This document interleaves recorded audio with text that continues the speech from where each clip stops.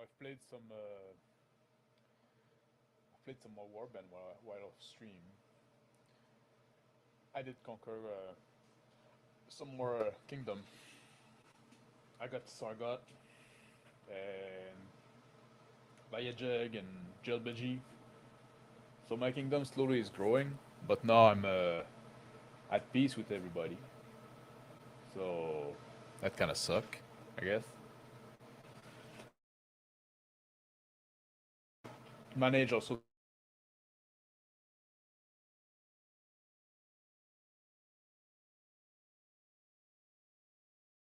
training a lot of night. Now they're in the garrison because I like to run around and try to train other guys. But yeah, so that's it. That's what I've been doing.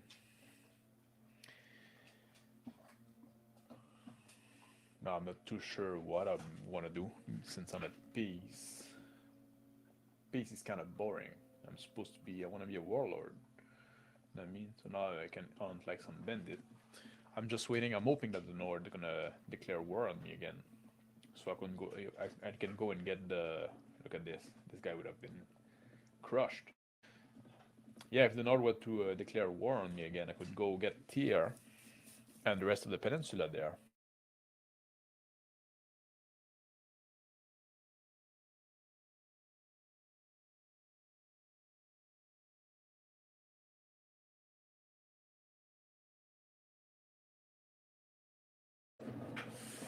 I think I also upgraded my equipment some, but I don't remember exactly too much what I did there.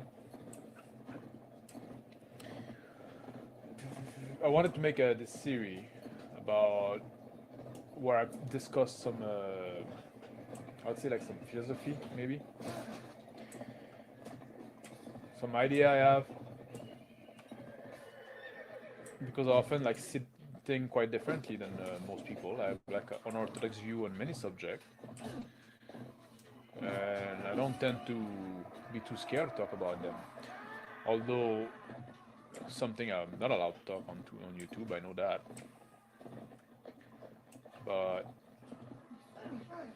ah, that sucked. But what I can talk about, I'd like to talk about it. I wanted to do like this series, like kind of like Warband and philosophy, but I thought that would sound a bit too pretentious. It'd be more fun if people were to join, of course, because then we can have like a back and forth with a chat. So right now I'm just like I'm not in a rush to get into the topic that I want to talk about because of that. I'm giving some time to some people to join. I assume that many of the people that usually follow me, I guess, or watch my stream, are probably still in the there were still in Dragon stream, but I had to get out of there. Maybe I'll talk about that a bit later on as well. Maybe I shouldn't make more beef than anyway. Oh no, I'm making profit every week. Some troops ready to train again, so more night. Nice. That's what I'm trying to do. So when the war is gonna be declared, I'm gonna have a bunch of knights, and nothing is gonna stand in my way. Maybe I'm gonna have some enough to give to my friend there. So yeah, one thing I want to talk about is, and it kind of linked to a comment that somebody did on the video I made today. I made today a video about shopping, and somebody, I assume, kind of like jokingly made a comment under the video about, oh, every RPG session. Hello, Rick. I did try. Can I get that? I did try Bannerlord. I didn't like it. I played quite a bit in Bannerlord. I didn't like it quite as much as I like Warband. I think they tried to do too much. But yeah, somebody made a comment under my video today that my music sucked. No, I'm kidding. That was Rick. criticize my music, but Rick is a musician and I'm not, so that's fair. But somebody made a comment under my video about shopping, that every session of a RPG should end with a shopping session, with a shopping seance, because that's the reward in the modern consumerist man. Like I'm paraphrasing here, and I assume it was a joke he was making because like there's kind of a seed of truth in there, which like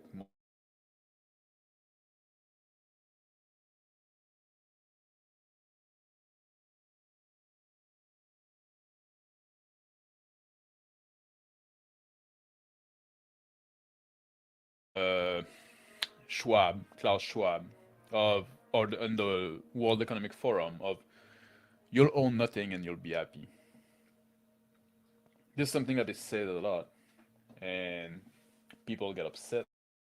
They're told that you own nothing and you'll be happy, and the reaction they often have is to kind of double down on the consumerism and say, "Fuck you, I'm gonna own whatever I want." And I kind of agree with that, like in a way, because like it's nobody else's business to tell you what you can and can own, or should own, or whatever. But in a way, it's kind of I think if you were to own nothing, you should be able to be happy. That's like when Carl Schwab says it doesn't come from a good place, I assume, because those people are they don't have your well-being at heart. But it's kind of a concept that every big religion promote, to separate your happiness from the thing you own. You should be able to own nothing and be happy. And in a way, that would be the biggest revolt you could have. Good evening, Doodle Squatch. Nice seeing you. That could be the biggest revolt you could have against the people telling you kind of as a threat, you'll own nothing and you'll be happy. If you can look them in the face and say, yeah, all right, I'll own nothing and I'll be happy. You're kind of robbing them of the power, because now in a way they're saying like, oh, we're going to prevent you from owning anything, but we're going to wash you into being happy anyway. And now you can look at them and say, well, you might prevent me from owning anything because you have like all this power and this control, but I'm gonna choose to be happy. I'm not gonna be miserable from it. I'm gonna know that you're doing it, and I'm not gonna let that bring me down. I think that should be the real reply to when they say you own nothing and you'll be happy. Say, all right, I'll be happy. I'll own nothing and I'll be happy. Fair enough. I'll live in a box or in a little cabin in the wood, and I'll be happy. Going like, fuck you, I'm gonna consume twice as much, and yeah, that's kind of missing the point. Something like I said, I often have like unorthodox view. Like I've seen like I don't call myself a conservative. I don't see myself as such. But when I see like conservative reacting to that, they often like, yeah, they have like this kind of reaction that is kind of playing in their hand. So yeah, eat the bug. That I wouldn't do though. That I wouldn't eat the bugs. Eat the raccoons. You can go eat raccoons and squirrel. Don't go eat bugs. Only eat the bugs is so stupid, you know, like just fucking bugs to feed the bugs to chicken and then eat the chicken. It's like when you see like those vegan like talking about plant-based diet, and we take those plants and we turn it into food for human consumption. We take the grass, we turn it into food. Yeah, I've been doing that forever. We got a machine for that. It's called a cow. You know what I mean? That's what it does. Eat grass. It's the whole like circle of life. Eat grass and then make it becomes food. And it's the same thing with the chicken. If you wanna, you can have a chicken farm to be feed for bug farm to be feed for chicken. That's perfectly valid thing to do.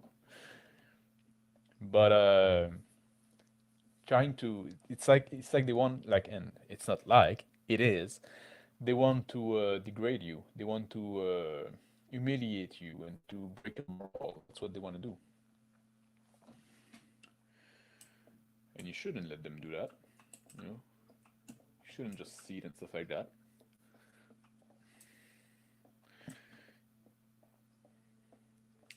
Can't have chicken without a license. Avian flu next. Yeah, that's another thing. The license for everything.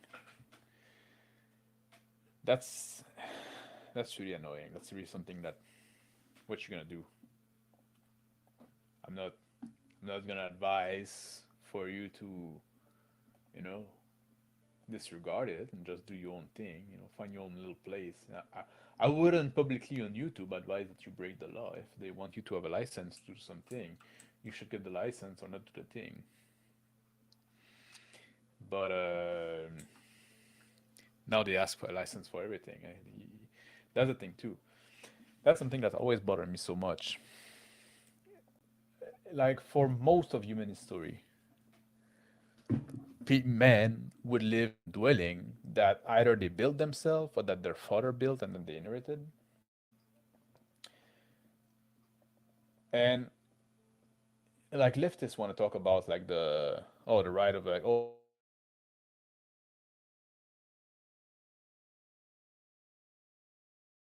it's always like this word game that they do, like changing the word for it to mean the same thing, but just because like, oh, now the world has become negative anyway. But like they want to talk about oh, people should have a right to have a house. Well, all right then, let people build their own house. Now you want to build your own house, you have to you have to get a permit, and not only you have to get a permit, but also you have to follow some rules. You cannot just like build a little small house that would be like 16 feet by 16 feet, a little cabin, stuff like that. Now there's some places that are like, because of the tiny house movement and like those fucking yuppies going into that. There's some place like changing the rules that to allow that, but for the longest time that wasn't allowed. And yeah, a man should be allowed to build his own house, his own dwelling. I'm not a biggest fan of like a human as people like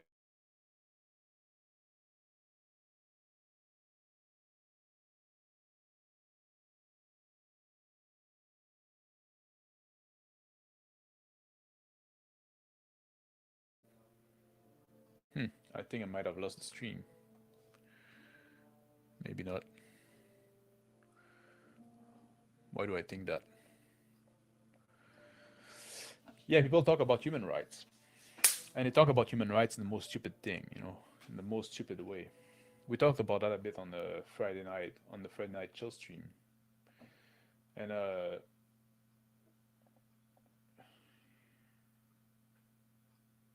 don't know, I just wanted you to tell me where the tournament is. It was frozen for a minute? Oh, that's what I thought. You didn't miss much. I was talking to this random guy there. But people talk about why do I do that? About human rights, and they always like mean the most stupid thing, like, oh, that's the thing. Oh, you have a right to have a house. And hello, Charlotte, by the way, nice seeing you. And you have a right to food, and you have right stuff like that. But then they always want to put license for people to do those things, like, oh, if I have to right to, like, what do you mean I have a right to have a house? Should somebody provide me a house, or do I have a right to go out and build my own house on unoccupied land? That would what it would mean to have a right to have a house. You can go out and build your own house. Same thing. Oh, you have a right to. You should have a right to food. Well, but then they want to put like, can I grow my own food? Can I raise my own chicken? Oh no, you need a license for that. You know what I mean? That's why like those people talk about human rights, it's always like in the most retarded way possible. Am I allowed to say that on YouTube? I think we should just let people alone, leave people alone, do whatever they want when they don't cause harm to anybody. Well, I'm not a, like I don't know. I'm starting to sound kind of like a libertarian, which I'm not. Uh, Maybe in a way I'm close to them, but I also believe that people have duties. That's the difference. I think people should be left alone, but I think also people have duties. People owe stuff to the world. You're not born in the world out of nowhere. So, man, I wish somebody would declare war to me, especially the Nord. What do I want to do? Recruit volunteer. Oh, need to get some food. Do do do.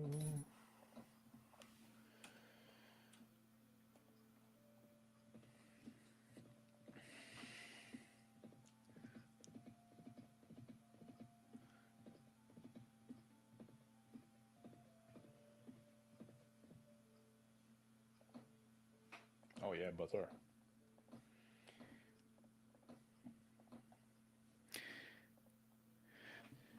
Sadly, there's a debate going on in the US over whether or not Americans have the right to grow their own food, mostly due to Monsanto and the like. Yeah, now like also like the all those big corporation and or the here in Canada we have the foreigner as well buying a lot of the farmland stuff like that. That's terrible. But now also like just the fact that every like there's no unclaimed land anymore. You cannot just go do your own stuff. There's always a hey, hello Flame Zombie, nice seeing you. Yeah, there's always like a there's always somebody like saying like oh deciding oh you can do this you can do that here.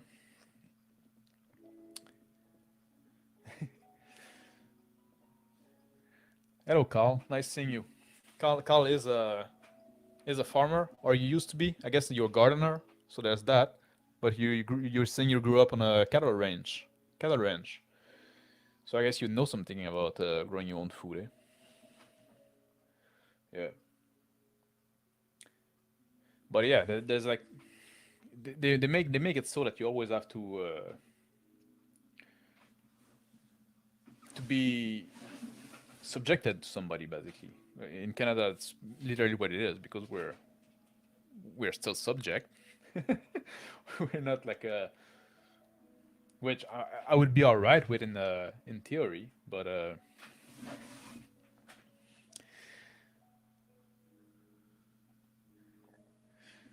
unfortunately, seem like most things have been debated that way. No one's gonna change their opinion unless they're forced to. That's that's the big. Okay, I can talk about that if you're into it. I'm going from one subject to the other. Eh? I was thinking about doing a serial video, but now I'm like I'm dumping it all at once. I like I'm monarchist, but not like in the gay ass kind of monarchy that we have here, like in Canada and the UK. You know, like with the that is just like it's just like a basically a puppet, like just like a head of state, just like a representation. Has no real power, doesn't get involved in stuff like that. It's like oh, representative monarchy, like that's democracy basically. Same thing in the U.S. You say oh, we're not a democracy, we're a republic. It used to be, now it's basically democracy. It's mob rules, and that's the thing. Like you say, like unless they're forced to, and that's the thing with democracy. Democracy is a sham. Basically, it's like a appeasement measure.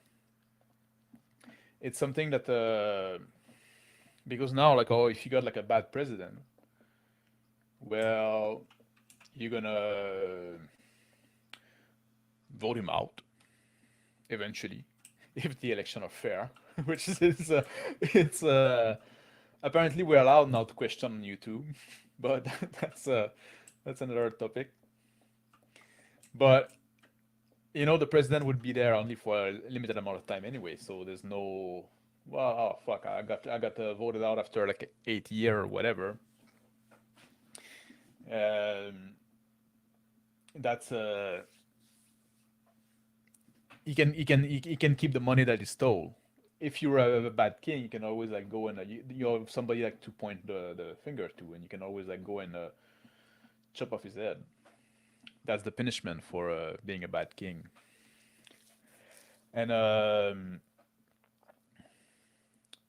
there's a what was I saying? I'm losing my train of thought. I try to keep an eye on chat and play and yeah. Also, like the king wants to live a healthy kingdom to his son because like he's gonna be there for his life, and then his son is gonna he's gonna take charge. So there's good incentive to do a half decent job. When you see like most modern movies, when they depict like medieval time, and they always like try to depict it like as oh, everybody's dirty, everybody's poor, everybody's working all the time. That's not true. It's basically propaganda, because if they were to depict like medieval time as it was, people would look at their situation now and say, "What the fuck? How am I better?" Like maybe, like what was it? Like I'm sure, Flame Zombie would know that, but like the average peasant, the average serf in medieval time would work like something like 150 days in a year, and he would give like 25% of what he produced to his lord. How much in tax do you pay nowadays? Is it more than like I don't know where you are, but where I am, it's much more than 25%. So yeah, maybe we're having the raw deal. Ruins.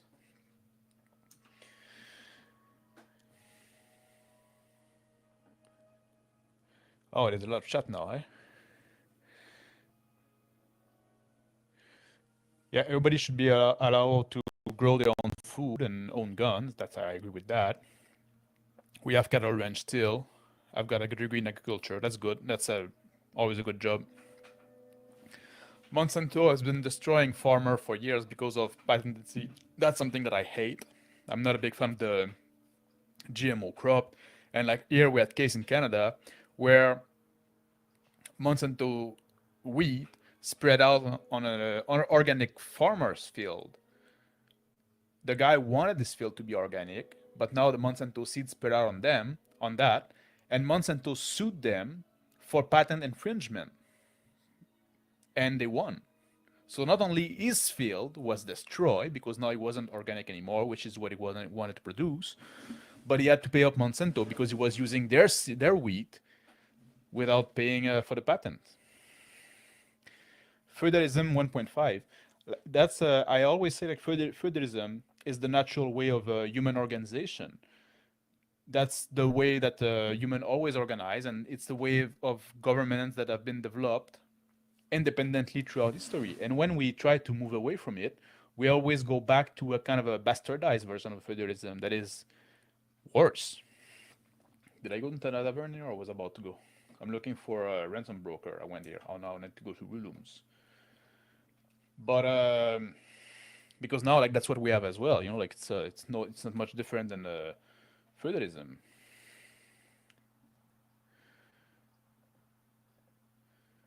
Yeah, surf up.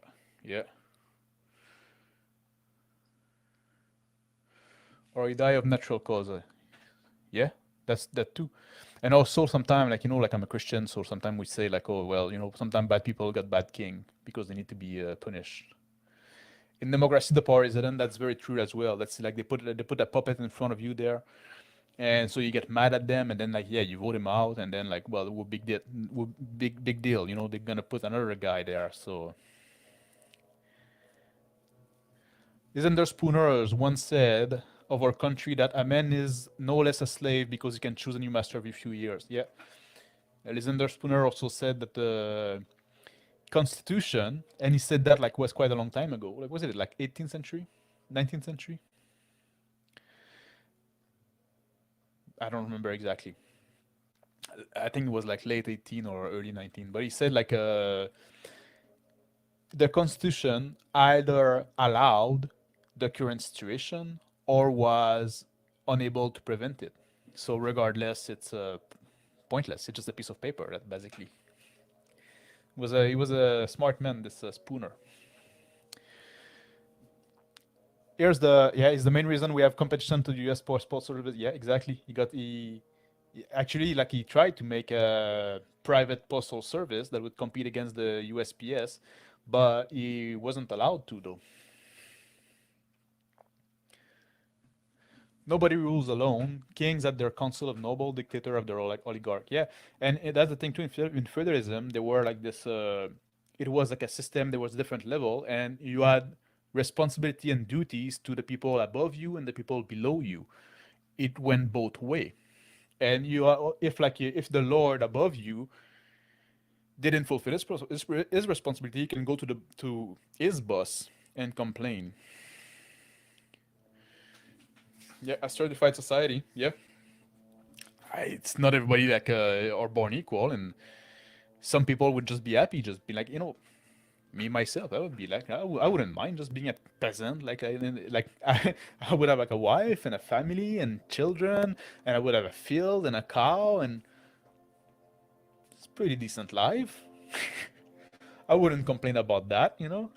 Hard work, yes, sure, but hard work is good for you. There were definitely things better about the past, not all roses, but a lot of modernity is stupid. You have to jump through hoops to buy a house, but not to vote on who rules the country. Yeah, mid 18th, yeah. So yeah, mid 1800s. So yeah, that would be 19th century. Yeah, I wasn't sure exactly like on the date, but yeah, I'm familiar with Spooner. Yeah, like of course that there are things that could be better now. Not everything was better in the past, but in the human organization, a lot of it was like on a lot of point we made some mistake, and a lot of it come from greed in a way. We, there's this thing that there's no such thing as a free lunch, but for some reason for us human it's very difficult to understand that. We always want to have the butter and the money for the butter. I don't know what the expression in English would be for that. But it's hard to figure out that you can never get something without giving something else away for it. Can you still hear me when there's a fight with all the people cheering?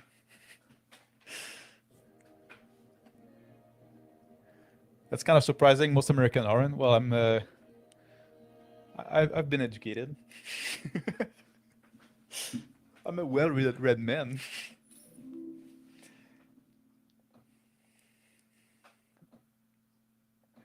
But yeah, and it's always been a struggle with human history because like we think we can that's something that Ted Kaczynski just died this week, which you can press F in chat to pay respect. But Kaczynski said one thing. He said that and he was right about that. And he said it, but it didn't came from him. But he said that, he wasn't the first to say it anyway. He said that every technological advancement came with bring about social changes, and that is very true. And when we jump over those newfangled technology and widget and gadget and stuff like that, we're all excited because, oh, look at all the possibility. But we never consider the cost. And this is something that's important to consider. When somebody is telling you that something is our benefit and that there's no cost to it, is lying to you. And usually it's because they're hiding the cost, or maybe they don't realize themselves. But like oftentimes that they're hiding the cost because what you would sacrifice to get this new thing is something you wouldn't be willing to give away. For convenience, we sacrifice a lot of freedom, and we sacrifice a lot of or like social cohesion, stuff like that. We lost a lot to have like better TVs. You know what I mean? Stuff that in the end doesn't matter.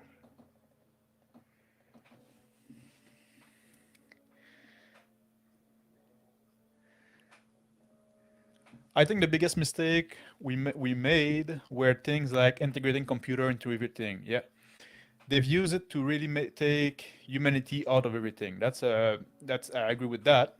I think that there's a it's not only like it's technology like and everything is technology. You know, like a oxen drawn plow is technology. A spear is technology. You know, everything is technology to a certain point. But it's the pace at which technology developed that kind of went haywire. And that's thank you, Charlotte, and thank. Oh my, what is that? Guy, I don't remember. What lost my connectivity.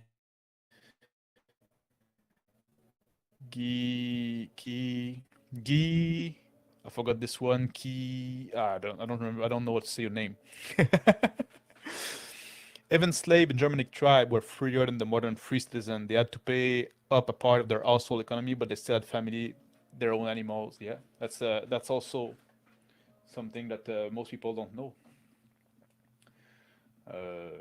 Or slave, like in Rome, it wasn't like the worst. They weren't necessarily worse off than people nowadays. But what I wanted to say, like, yeah, technology, Josh. All right, that's easier to say than than those Kenji there, or I guess some of that, or Hiragana. My Japanese is a bit rusty. But and technology always brought about like a new. Oh, it was your comment that I started when like you're that was replying at the start of the stream when I was talking about consumerism and you own nothing and you'll be happy. Uh, So nice meeting you, Josh. But yeah, and technology has always been the thing that bring about social change, and we see that now very much so. But the thing is, like the rhythm at which technology is developed went insane, and that's something that people don't realize. And I blame for that usury, debt with interest, basically usury in the old sense of the term. Not a lot of people say, oh, usury is just like abusive interest, but like I'm Catholic, so I say usury is every debt with interest is usury, and usury took over the world, and that's the thing, like because now there's some technology that would make no sense if you weren't able to finance it for the future, and a lot of it is because when we went to central banking and fiat money. And that's one thing like libertarians oftentimes like the libertarians tend to like technology and like, oh, look how wealthy we are nowadays and stuff like that, but in the same breath they also rail against the Federal Reserve and the fiat money, and they kind of write on both subjects, but they don't realize that both are linked. We are in a way much more wealthier and we have like a much higher standard of living than we had like 100 years ago, but a lot of it is due to debt and the fiat money. Fiat money do make people poorer in the long run, but it also allows you to develop those technology that wouldn't be possible otherwise.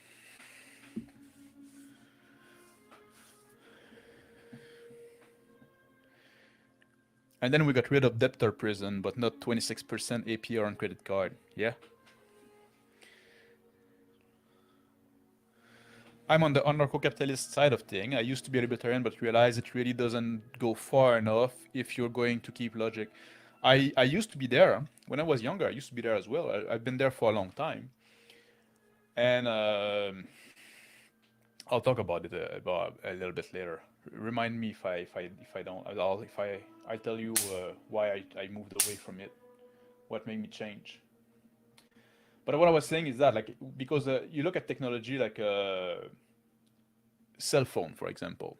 Cell phone have caused a lot of social change. That's a very disruptive technology, especially with the smartphone and stuff like that. But you wouldn't be able to have that if you couldn't go into debt to build all those networks. Because if your technology, it used to be that rich people will get access to technology first, and then it would trickle down to poor people. If the technology was decent and people liked it and it was good, it would trickle down to poorer people, and sometimes it would just like disappear and nobody cared because like oh the rich adopted it, and then like he had like a bad effect on them, and then oh I forgot to drop off my tonight. That's what I wanted to do. And then people like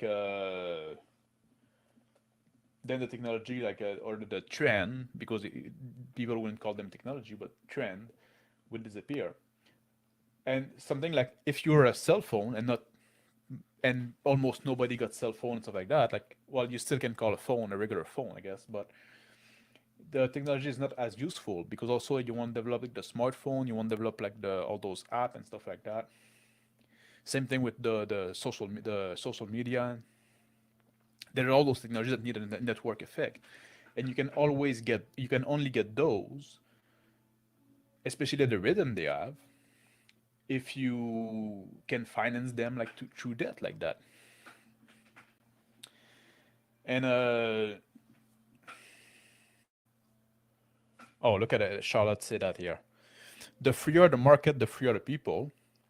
I agree with that, but no market is free if the money is not sound. So there's that to consider as well. That's the basis for everything. And yeah, and now like because that's the thing too. When technology would evolve slowly, people would have time to adapt to it and would have time to kind of like see the consequence and kind of like and kind of like anticipate and see where it's going. But now everything goes so fast that people just jump on those new trends, on those newfangled technology and stuff like that, and then like in 10 years, like everybody is on social media, and if you don't have one, if you resist, you're kind of like seen as weird. And not only you're seen as weird, but now there's a lot of things that are a little more complicated because like oh I'm looking for something used to buy locally. Well, you can have go on the Facebook Marketplace. Well, I'm not on Facebook, you know. But now that's how it is. When the when the lockdown came in, let's say that I didn't have a phone because I wasn't a fan of I didn't want to get into that technology. I said I'm not a fan of that thing. I think it's harmful because now people cannot remember a phone number anymore. People cannot organize meeting anymore. All those kind of thing. I would see like the nefast effect, the negative effect of cell phone, and I say, well, I'm gonna try to resist. But at some point, everything is closed, and you want to go do something. You have to go. Oh, you're gonna show up and then call us when you're there. I say, I don't have a phone. What are you gonna do? Like, so at some point, you cave in. And even like if you want to meet people or because people are not able to organize anything anymore, you just like, oh, call me when you get there. I say, well, I don't have a phone. What? And then at some point, just like get tiring. So at some point, you say, ah, fuck it, man. I'm gonna get one, I guess. So you kind of like force into it. But like those technology would never happen if we didn't have like usury.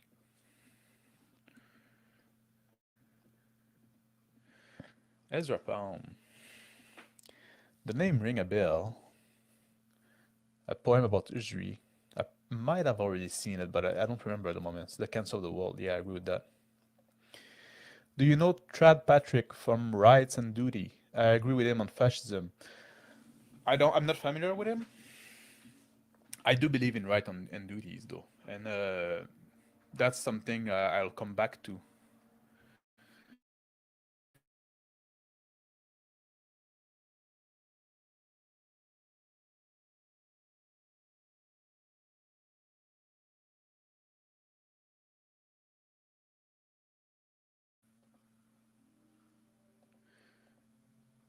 Oh, I Here you go. I think you said you speak French in another live stream. Yeah, I do speak French. That's my first language. So I might have an idea for another thing you can do for your channel. Here's the pitch. Talk about bande dessinée. Oh, we have like great comic books in French, like great bande dessinée in French. I used to love those when I was a kid. I agree, I'd rather just be on the computer doing chat. Yeah. Well, and even that, like at some point, can you imagine if we still live in close knit community and we would just be around a fire having chat, playing games, you know? Hey Sean, how are you doing? This is it's an action game mostly, but there's a lot of it's a video game role playing game. You have to manage your army, you have to manage your relation with other nobles, and now I have a kingdom, so I have to manage my kingdom.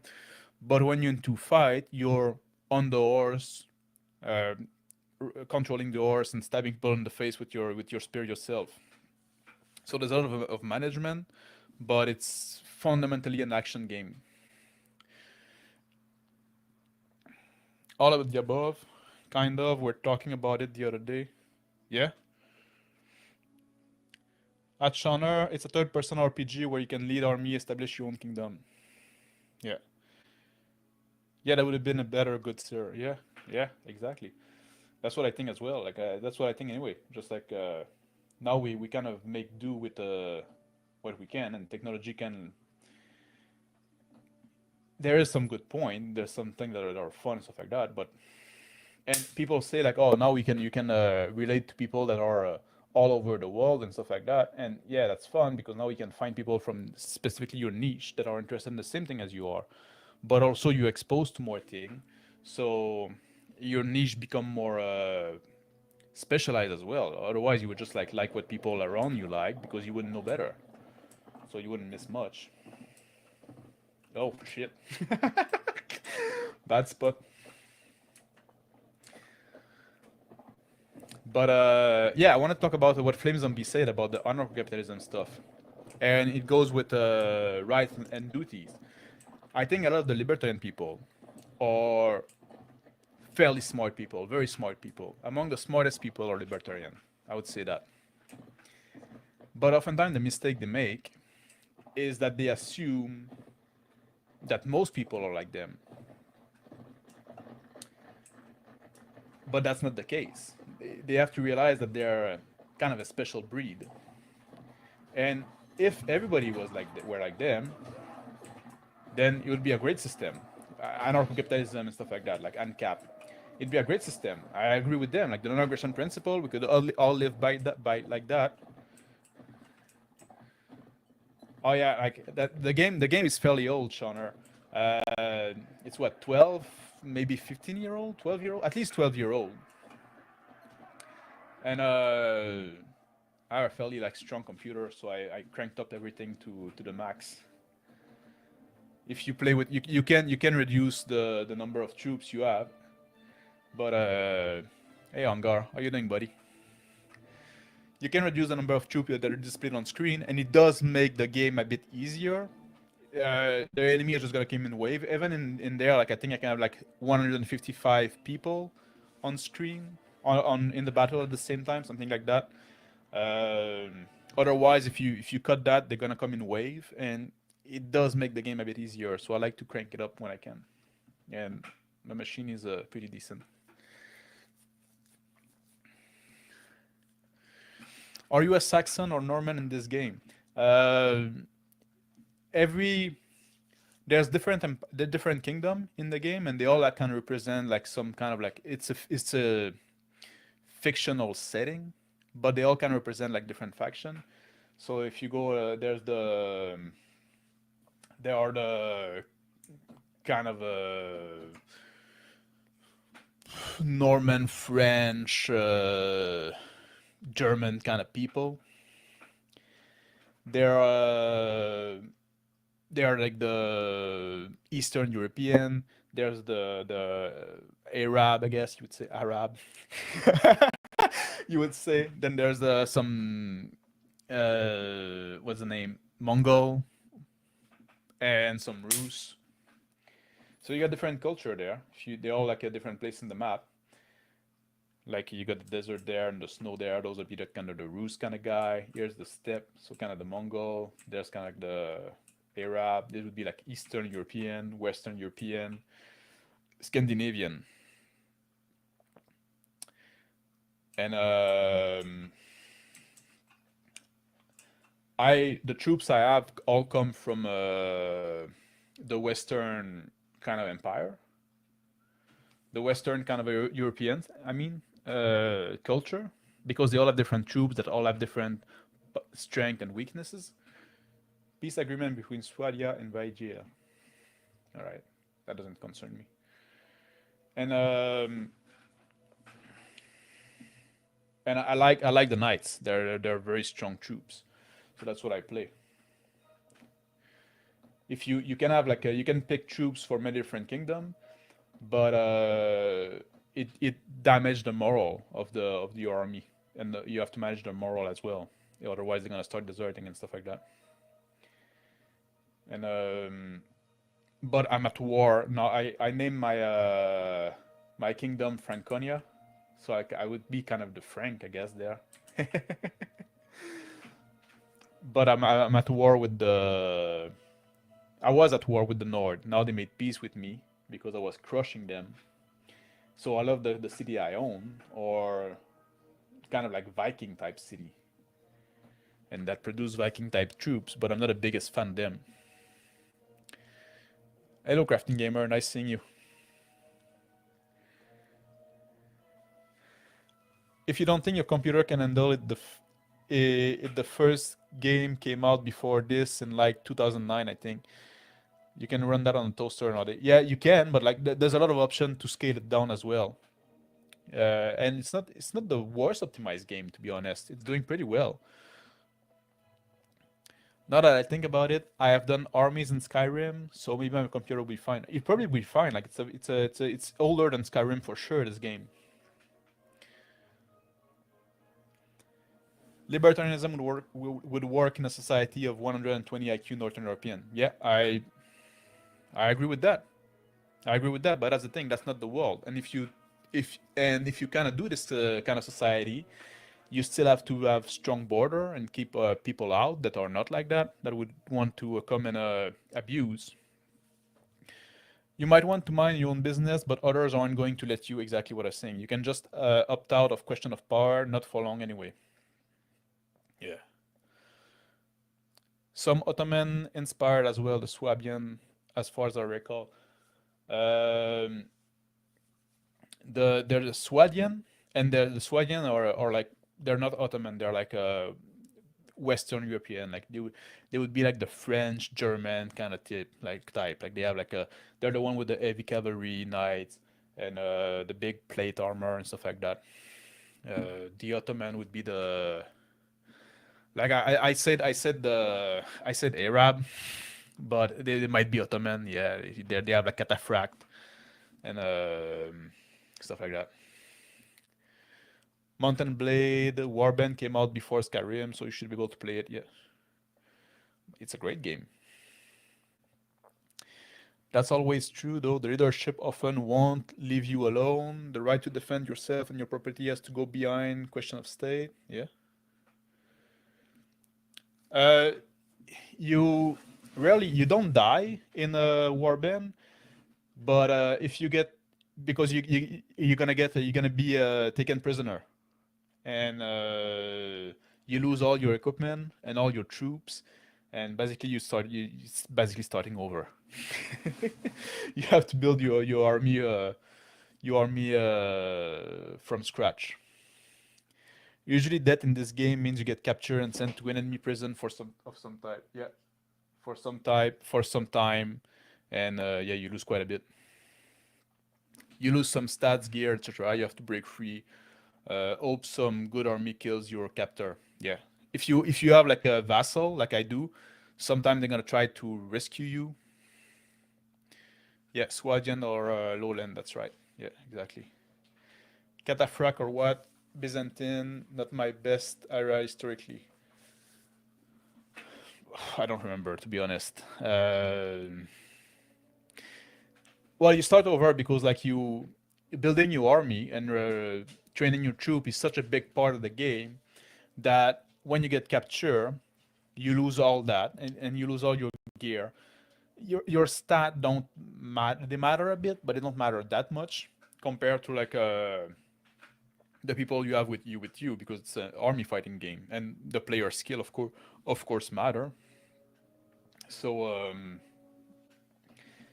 getting captured suck big time, but you don't really die. It's kind of gamey on that point. Also but also you don't kill uh, enemy leader. You just capture them. It's like named character cannot die. You capture them and then you hold them in prisoner until they get ransom. There's some there's some mod that allow you to kill because like this game you like modding Skyrim. This game you can mod a hell lot. Like there's like so much mod and so much. Like now I'm playing a game that is fairly vanilla.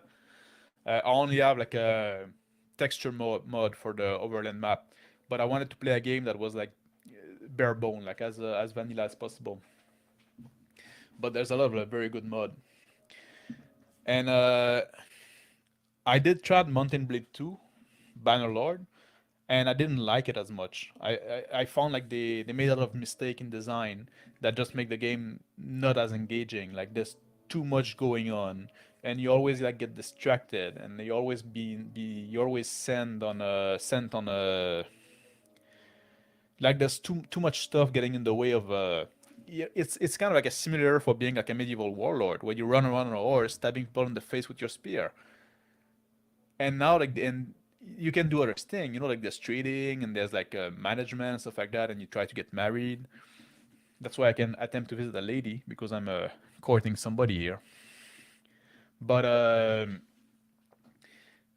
in Bannerlord, oh, I'm being ambushed by some bandit.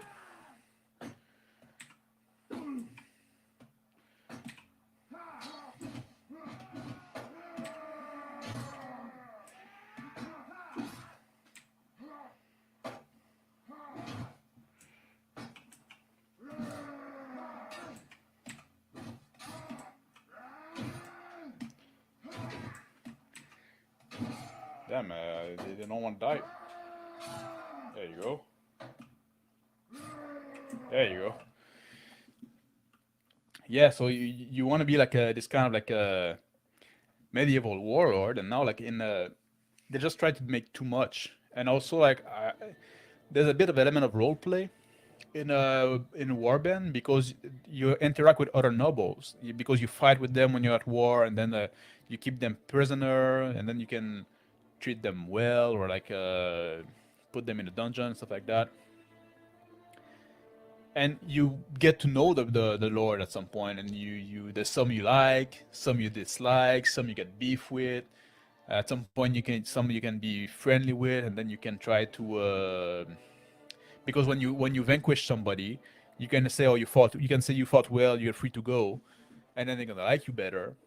And at some point you can try to have them to defect and join your side of your army, your kingdom, and you get to know them at some point. Like there's some guy you wanna have on your side, but and also like some lords will like when you are rough with the peasants. Some would like when you're fair. Some would like when you're very warlike. Some would like when you try to look for more peace. They all have that kind of their personality, and you get to know them at some point. And there's that in Bannerlord as well, but they put so many lords that there's just too many characters. You cannot remember them, so you kind of lose. Now you just have to look at the sheet, the character sheet. Also, like character progression is takes too much time. It's too complex. They added all those subsystems. Here, character progression is very simple. You gain a level, you increase some stat. That's it. The other one, you have to make choice between those perk that you can gain, and like when you gain a level, then you have kind of stop playing and consider that, and like it's kind of like this difficult because all the perks have like two situation where they're gonna be you have to choose between one that you won't ever be able to get the other. and they have like benefit in two different situations. So it become like a big calculation as to. So I think they made a lot of mistake. They tried to do too much, and there's too much that get in the way of fun, of what is fun about the game. The character in Bannerlord looks strange to me. They have this weird frozen grin even when they're mad. I don't know if I noticed that. I don't look at it that much. I see a Viking version. Yeah, there is one, and this one is a little more historical. It's based on the Viking invasion of with the son of Ragnar Lodbrok. So Afdan and uh, what is his name? The one that was said to be carried on a shield that would shoot with a bow. The Boneless. Ivar the Boneless. That's the name I was looking for.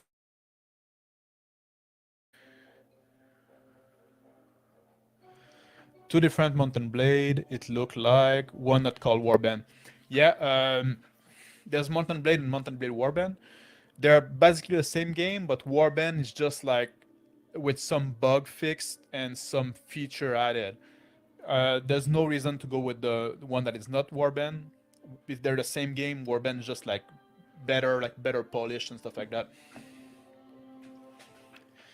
This game informed how I play encounter with human combatant and TTRPG a lot already. Yeah, I find, to be honest, I find it's the like the most role playing game, video game there is almost. I would say. Yeah, everything about TTRPG, Fallout 3, yeah. The VAT system when you everything goes into slow motion. Hello Matt, nice seeing you. This one I never played New Vegas. I played Fallout 3, but never. Hmm. Fallout New Vegas is contrived. Oh, Fallout New Vegas is contrived. I haven't played it. I don't have an opinion on that. I know that some people really like it. You see this guy, like I could crush easily, but I'm not at war with them. And that's something like now, like I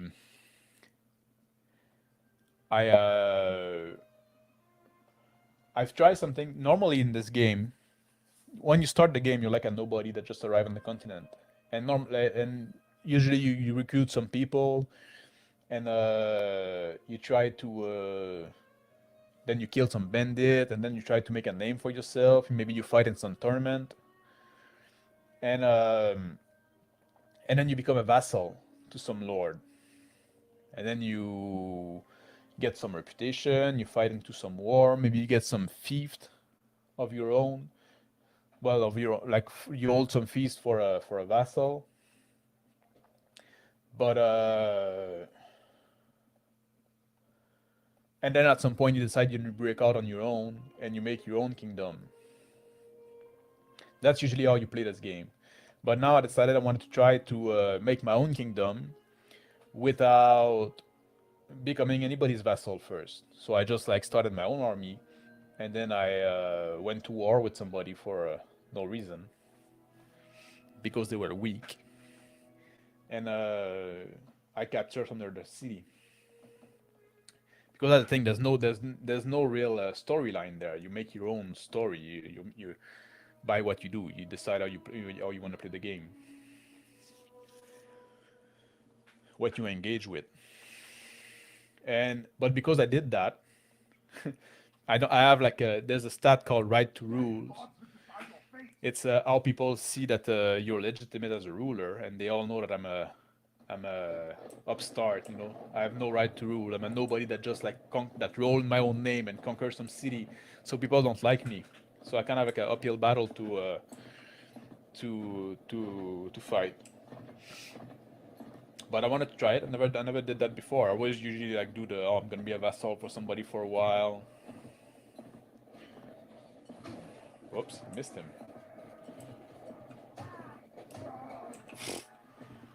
Timing is off. I let my guy do the fighting.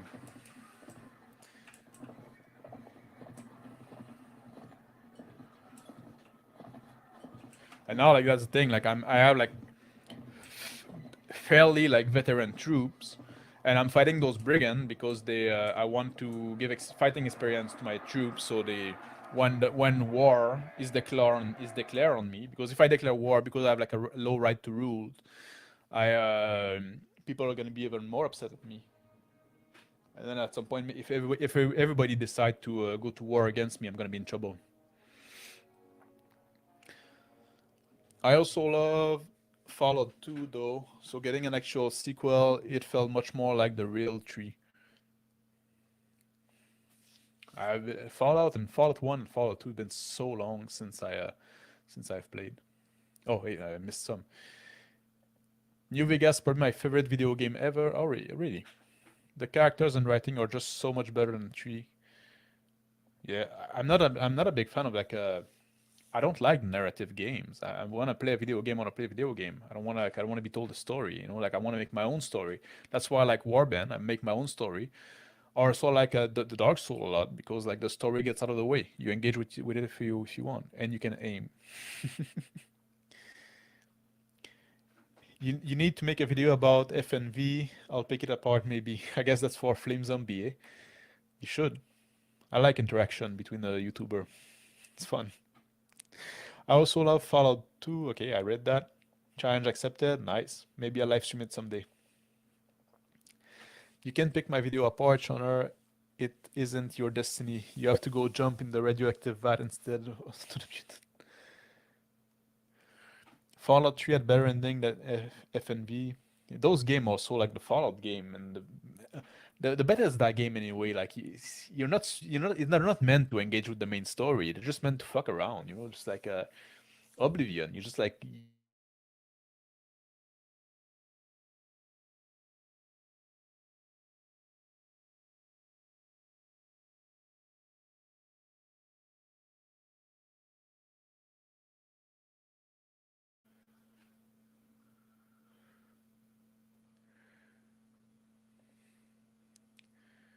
I'm having some trouble with my internet because of the forest fire. There's a lot of smoke in the sky, and because my internet is satellite, kind of like obstruct the signal a bit. That's one of the reasons I like this game. You're really just some dude that show up looking for trouble. Yeah, exactly. So like New Vegas is great, but the later games never quite capture the mood of 1 and 2. They're very different game, very different mechanically. Fallout New Vegas and Dink weren't great, but they had budget issue as an excuse. Does Mountain Blade Warband have a high learning curve? The game mechanics are fairly simple, I would say. The game mechanic in itself, but because so much of the game is about like knowing how to like, there's a lot of assumption that people make in video games that are not really true in Warband. I don't think you're gonna have a trouble with that, but like because like in video game normally you can just like people tell you stuff, you can just ignore them and there's no consequence, but in Warband they kind of try to make that. So if you like the lords have an opinion about you, and if you treat them like shit, they're gonna remember. Like you cannot just like turn the corner and then they forget.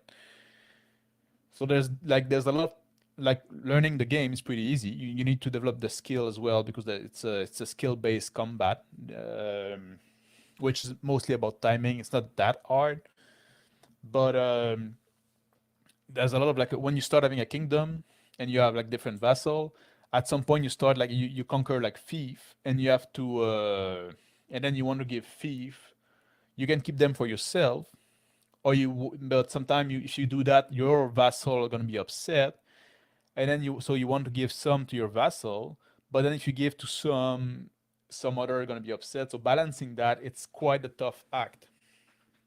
And the bigger your kingdom becomes, and the more vassal you have, the more complex it becomes. So you have to learn about. That's something usually like video games are pretty gamey about it, and in Warband I would say they try to make it. That's why I say like there's much more roleplay element because you got those people that you have to keep happy, and like not only they have an opinion about you, but they also have an opinion about each other. some lords and you have companion in your party as well, and some dislike each other, and then you have to manage that. And there's a learning curve to that, but it's part of the game. You have to talk to your people and learn, and it's not super deep or super complex, but there's something to learn about it. But it's all part of the fun. Fallout 1 and 2 are great. Have you guys ever played the total conversion mod like Olympus? I haven't. I played Fallout 1 and 2 when they were like fairly new game. So that was a, what was it, like 25 years ago? Fairly old game now. I think it's done in such a good way. You have to go after characters, choose dialogue if you want, just exit and blow them up if you want. I'm not sure what you're referring to it, if you were talking about New Vegas or Warband. But we have free will. We do? Yeah, I believe that. I'm a believer in free will. Some people say you don't. I'm a believer in free will. Ooh, oh, yeah, that's probably when I got lost my connection a bit. Bethesda got him. Hey Sean, how you doing? Yeah, that's what happened. I talk against Bethesda and my connection dropped a bit. Hey Sean, wait, how do you spell your Sean? Yeah, that's a tough one. My first language is French, and when I was like it would make no sense for me like Sean Connery. Yeah, like it took me so long to learn to say that name properly. So what you're saying is Trudeau is saboting your stream, yeah, with putting the fire on Sean, Sherry, not you. Oh, is that how you spell yours, Sean? That like Shauner, okay, yeah, straight like Shauner. Hmm. The S, the H, O, and W are silent.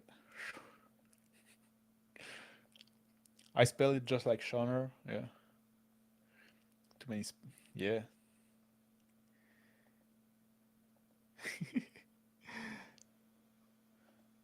We are both from the AW tribe.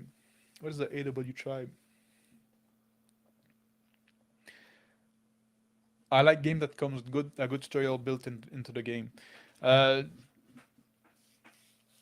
there's like a tutorial when you come up in the game.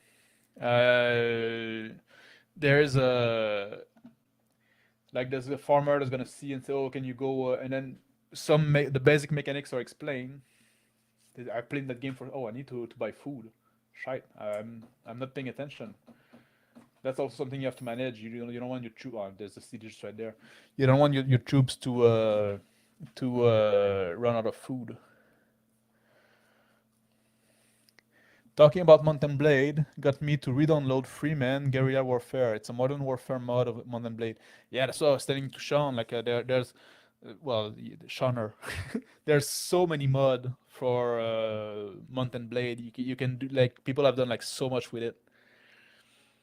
French is my second language, and I'm not good at it at all. English and French compete for most silent letter. Bordeaux, champignon, etc. Yeah, it's Bordeaux and champignon. Exactly, that's how it's spelled. I often say that in French, if you pronounce a word how it's written, you're doing it wrong. Um, I don't like the Viking expansion got some cool stuff. Like you can have boats. That's a good addition, but you don't need it. I barely played it. I played it once, and then I went back to normal Warband. And if you like Vikings, they're the Nord in the basic Warband, so you can always like play with the Nords. They have like the Oskull and with the big shield and stuff like that. Yeah, Sean said no, you don't need it. You don't need it. I agree with that. I got it at some point when it was on sale, and that's it. I need to sell some stuff and buy some food. Whoops. Do do do. Also, money is in many game. At some point, you get like super rich, and there's nothing else you can buy. In that game, you always kind of like something to buy. Oh, I got like a ale there. I'm gonna set it. Oh, dates are trade good as well. Why I got that? Yeah. You always have like something to because like if you want to buy like the top armor, That shit is pricey as hell. They don't have good food here. Buy some beef. Beef rot.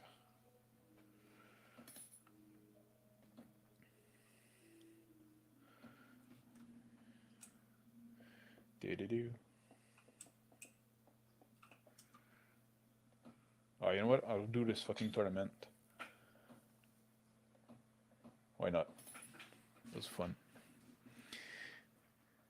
Yeah, there's a pirate game. There's a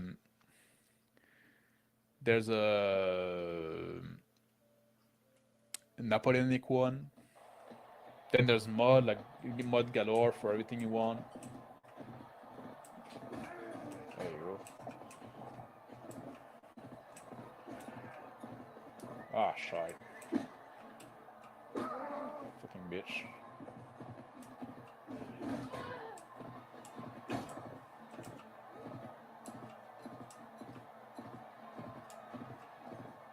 Ah, that's my guy. I'm green.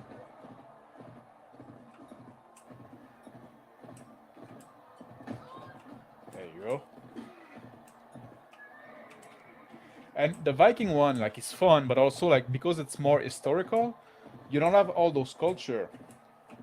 Uh, like, this one is kind of anachronistic because you have, like, different people from different time all meshed up together. But it's cool because then you can interact with all those different people. The AI is not very good. There's an option like you can make it like by default it's kind of dumb. I made it. I always like increase it a bit. I hate when I'm on a horse with a bow. But yeah, it's not the smartest AI at all.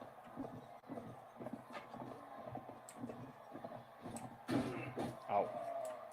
Oh shite! I want the spear. Come on, practice lance. Yeah. Now you're in trouble.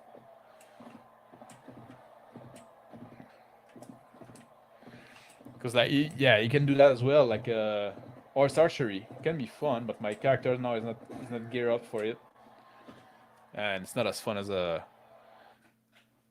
as with the yeah the AI is kind of dumb with the he's struggling with the but it goes both way too because like you often in a fight with your own dude like that helps and oh and then you their eyes suck as well. So when you take a city, basically you usually just do nothing because you just have to stay in the back and then you hope that your guys like fight against because also if you knock down, ow,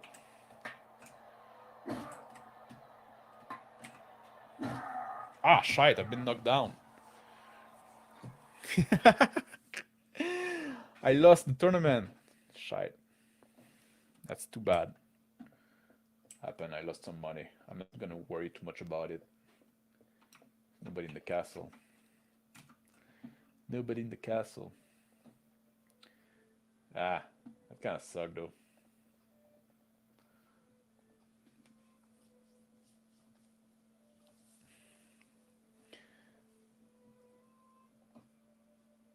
Oh, some new knights.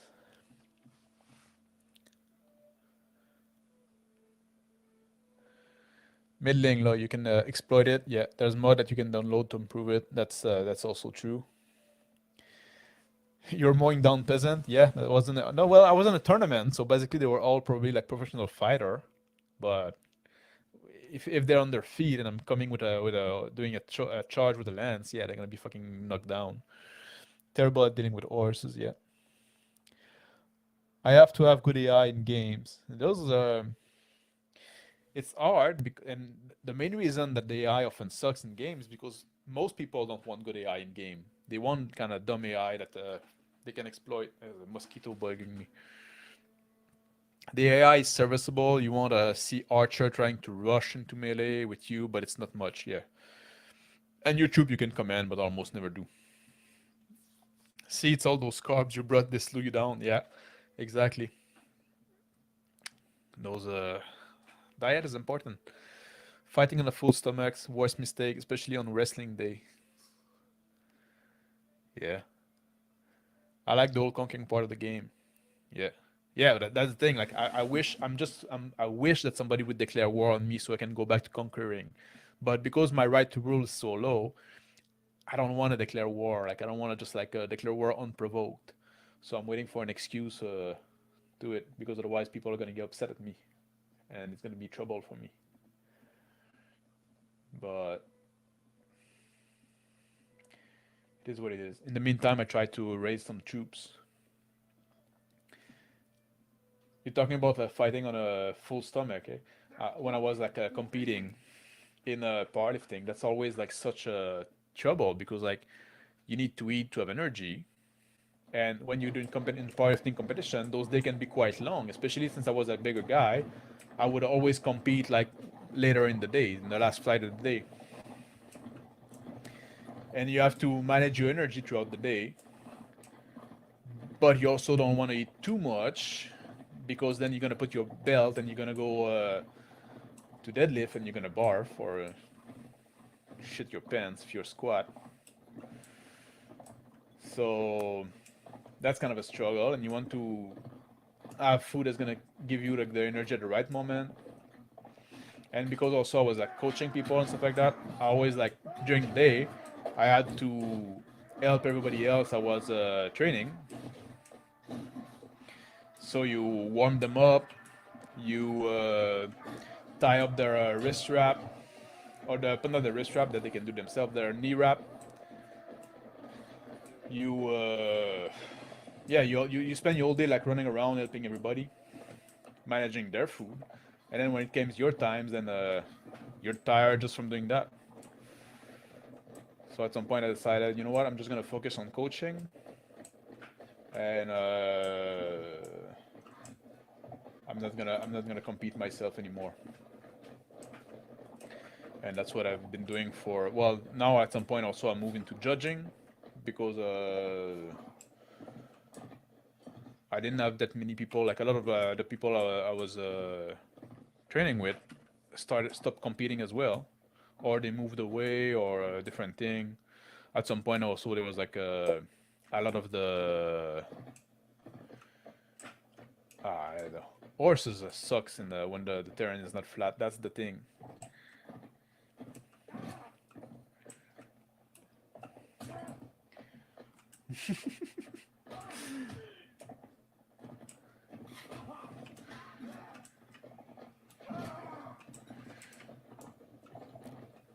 So now I just judge. That's the thing. But like that was always a big deal, like managing your food and your energy. Yeah,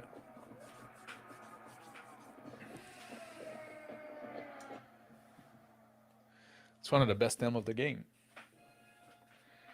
I don't know if it's the best, but it's pretty decent. What is it? 55 head armor. Yeah, it's pretty decent helmet. My armor is not the top yet, but that's the thing. Like, good armor is so expensive in that game. Half-Life 2 just updated. That's weird indeed. Did they added something? But sometimes because those old game wouldn't be compatible with modern system. Gotta go head to bed. Catch you guys later. Have a good night, Flady. I never tried Napoleonic Wars. That's just not my time period I'm that fond of. Maybe now I'll be more into it. But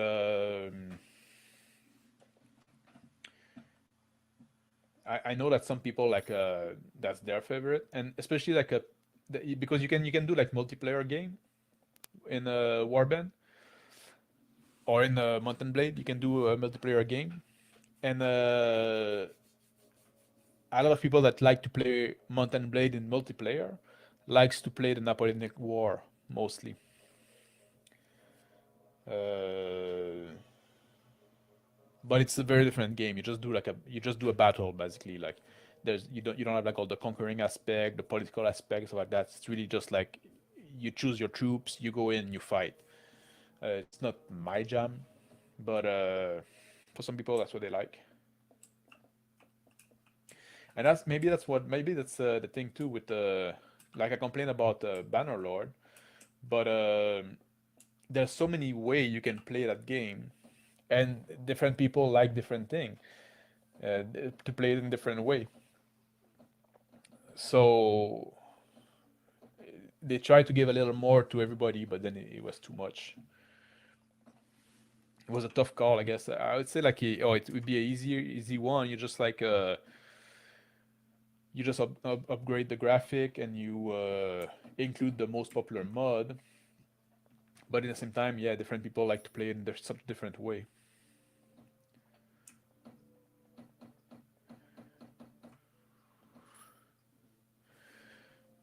Yeah, I saw that they changed all the interface as well. I just launched it and launched Warband, so I didn't pay too much attention to it. The musket and sword game. Yeah, there's also like the one in the fire and fire and steel. That is like a Japanese one, I think. So there's a bunch of them. Good. I need some food. Cheese, butter, lettuce.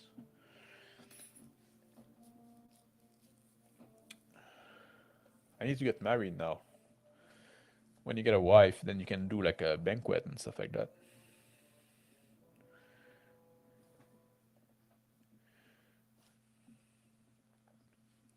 So, Victor's recent character creation has gotten me to give Classic Traveler a second look. Any advice on where to go or things to look for?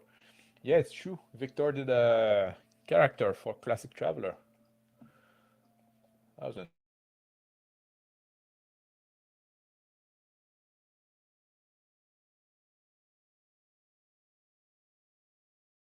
die in character creation. It's always like, yeah, there's always this meme that the whole character can die in character creation, but now it happened, and he was just rolling for it, so it's kind of funny. But I guess Shonra was saying that from second edition they kind of fixed it in the way that now like you don't necessarily die, you get like death, you get hospital death.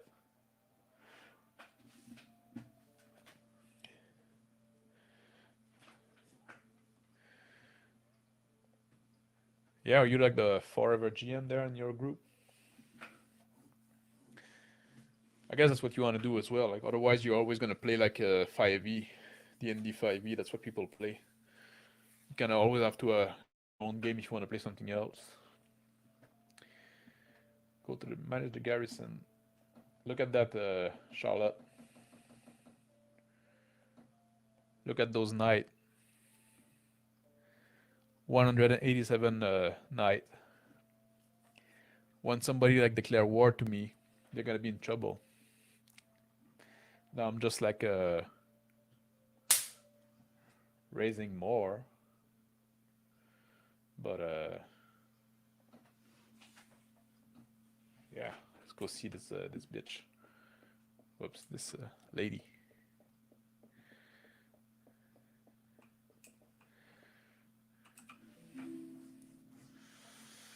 There's something about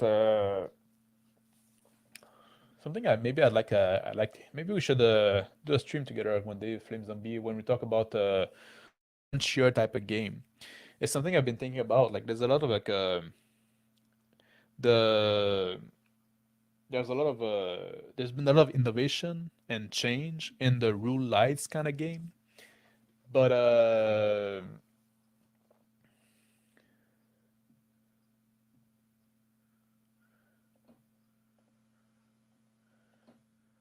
gonna read her a poem.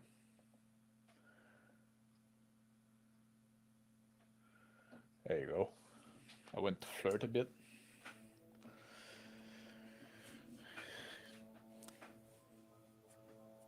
You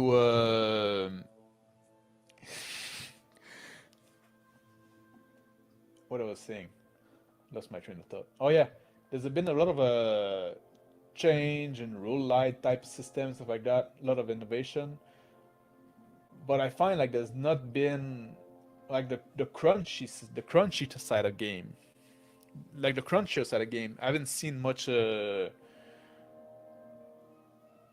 refinement and improvement. Like we have the D20, and then like there's some games like a Battle Lord of the 23rd century. Is that it? That is super crunchy, but there hasn't been like those an effort to make a crunchy but manageable type of game. I guess maybe I guess you could say like the Burning Wheel is super crunchy, but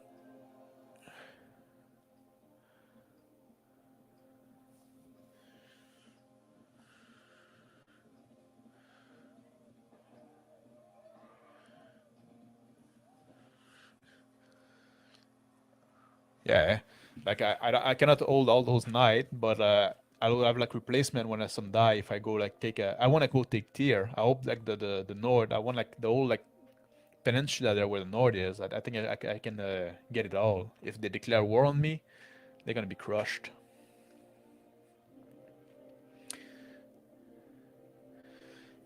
I don't use Traveler from 97, 92 era, so I don't know. Drive through sell the hardcover book for 20 bucks. Oh really? Huh. Get that if you want the best version of those rules. That should give you everything you need to start. I need to look in Travelers. I never did because I'm not a big sci-fi guy, but I got to admit, like I'm hearing like you guys talk about it and sound kind of cool. 97. Oh yeah, okay, I got it. Make more sense. You and me should do a live stream for Traveler 5 talk. There's a lot of stuff to cover. A lot. I don't know who that is addressed to. I don't know if it's to Sean Sherry or because like I'm now I wouldn't be I don't know nothing about Traveler. I should look into it one day. Yeah, that's probably why I'm making a system. Yeah, same here, I guess. I find like a oh I don't know, I'm a bit camera shy. You were supposed to make those video about painting those miniature that you receive, eh? Didn't you? Shadowrun 6E super crunchy, but it's horrendously edited, somehow worse than SR5, Shadowrun 5. That's also like Shadowrun. I never like I never liked the fantasy element in the in the in science fiction. Do I prefer crunch or abstract? Um, I'm really a guy that can go both way because I find different value in both. I maybe I guess I would say I would prefer like abstract. I don't like when it's too light. I like to have something to sink my teeth in.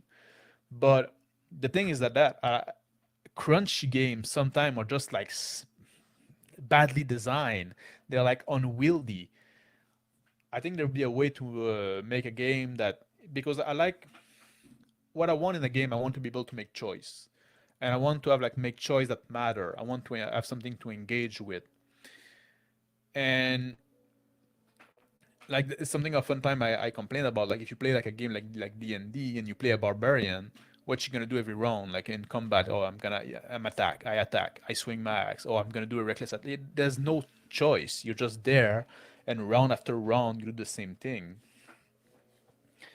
And oftentimes that's something in rule lights, and you can like I like when when there's non-obvious choice to make, and when it's also often a question of trade-off. But oftentimes crunchy game don't even have that. They're just like it's just like rules for the sake of rules. Like they try to simulate everything and to have like those, and I think that's the wrong place to put the crunch. And if you want to have more crunch, so in that sense, I would prefer like if that's what I'm offered, I would much rather say you know what we don't need that. Let's go for something more something lighter. But I think it could be done well, and that's what I'm trying to do. Where you have a system that is yeah, let's do that sometime. Well, we did last week. But it was was pretty fun in the middle of the night like that. Oh, was it last week? Was it Saturday? Shauner always recommend Mongoose Traveler. That might change, no? With Mongoose now. Did I hear the word stream? Yeah, talking about streaming. I have to look at the for the other you mentioned is under Far Future or Mongoose. That's the thing. Like, there's so many travelers. So weird. So weird. The sci fantasy is not for everyone, but I think the settings save the system. To be honest, I love it. Yeah, some people love it. For me, it's always like being a.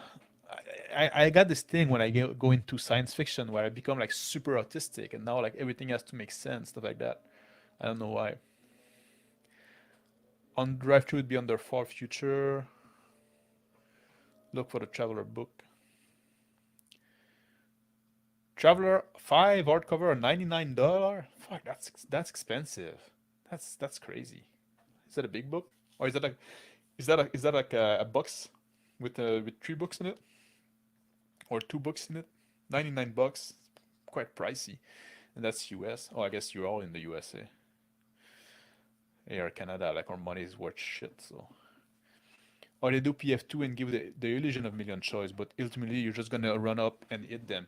Yeah, and that's the thing too. Like, it's the PF2, like they want to make those crunchy game, but it's all about like character building and stuff like that. You have choice when you build your character, but when you're in play, you just activate the button that you chose. And when it makes sense, when it's appropriate, like it's an obvious choice. That's not a. I think that's a mistake. I think I lost my mouse. Like, I want something that I like the kind of like push your luck kind of stuff or risk management, and that's the kind of mechanics I want to see. I'd like to see more in crunchy game, where you have to yeah, that's the push your luck kind of aspect. I think deeper mechanic could allow that, but they often don't.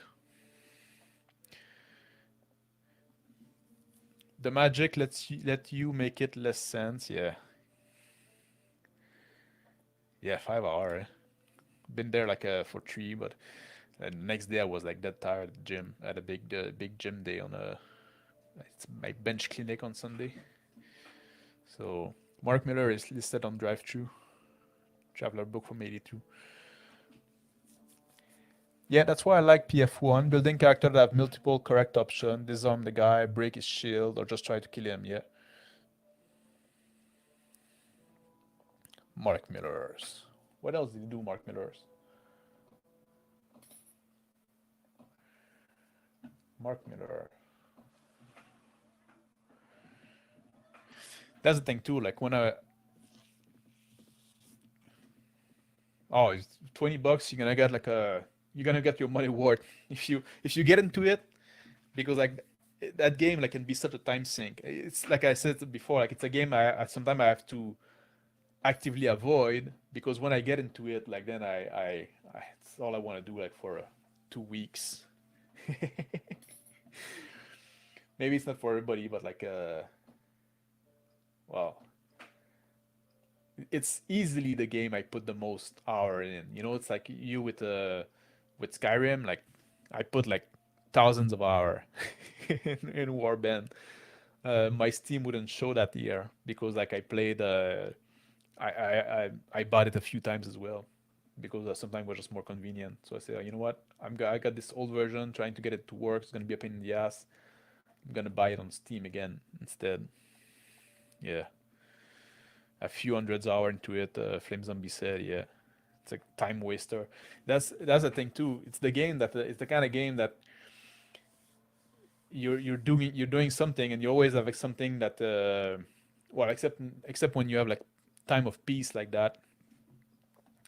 But no, it's a bit boring, but it's good because I'm streaming anyway. So, but it's the kind of game you always like something else to do, and you finish doing something you're working on, but by finishing that one thing, now you're close to doing this other thing.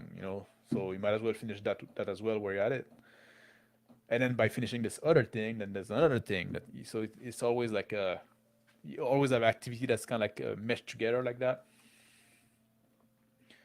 so can get you up quite a bit. 10,000 hour in Skyrim for some reason. 10,000 hours is gonna make you an expert at something, eh? Would you say you're an expert at Skyrim? I wonder, like, who got the most hour in Skyrim ever? Must be like something insane. How often did you buy Skyrim, Shaner? Did you only buy it once?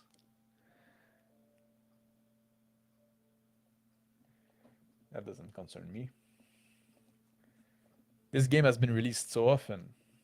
I think I bought it twice, Skyrim. I didn't play it that much, but I have it for Xbox, and then I got it for the PC, and then I got like the anniversary edition at some point or something. I don't remember. The special edition. There's so many. Only twice. Are you good? Oh, those Sea Raider. Let's go fight them. Oh, I lost them. Balls.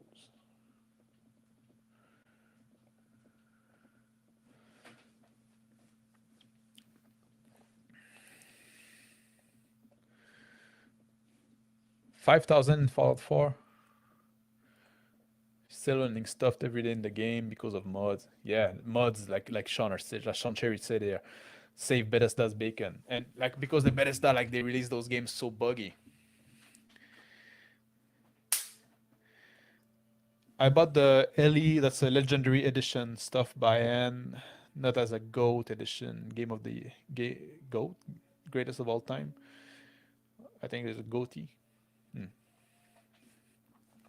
Yeah, and I think I bought the like at some point like I bought the legendary edition, and then like there's mod I wanted to play that weren't available with it, that didn't work with it. I'm gonna pissed off, but there's always something. Do they have like prisoner to sell?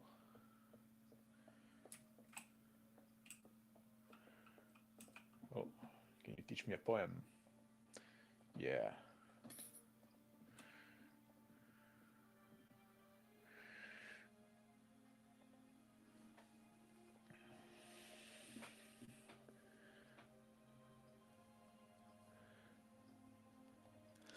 Buggy and featureless ocean with the depth of a bottle. Yeah, that's I find like I find the gameplay is not engaging enough. Bethesda was nice. That's pretty nice then. I don't remember when that happened. Put more and more crap, more MTK, fewer skill, no more attributes. I'm okay with the. It's like the hitbox are too generous. Like the, it's. I find like it's the kind of game that you.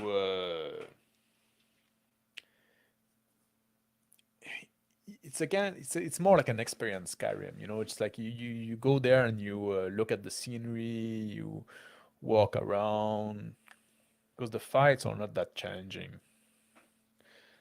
I had to pay for AE. I don't have it installed, just LE. What is AE? There's so many editions. Lots of mod for LE only already. I hated Skyrim when it came out. I didn't play it for a couple year, I guess. A computer year. What is a computer year? A couple year. Yeah, you said that again. No, yeah. How many years a computer year? Daggerfall for free as well. I'd played that before I boot up Skyrim again. Daggerfall was still a where you had like a percentage roll for your hit. It wasn't like action per se. You'd press to hit, but if you touch, if you press to attack, but if you hit or not was based on just on a die roll, right? Am I correct? Wildcat Combat does wonder for improving the hit. Yeah, Daggerfall vanilla beats the hell out of a Skyrim vanilla any day. Yeah. Auto type, yeah.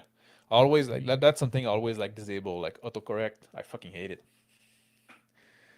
Every time when I get a phone and stuff like that, it's always like the first thing. Like, no, no, don't autocorrect me. And I type in many different language. Like I text in English and French and Portuguese.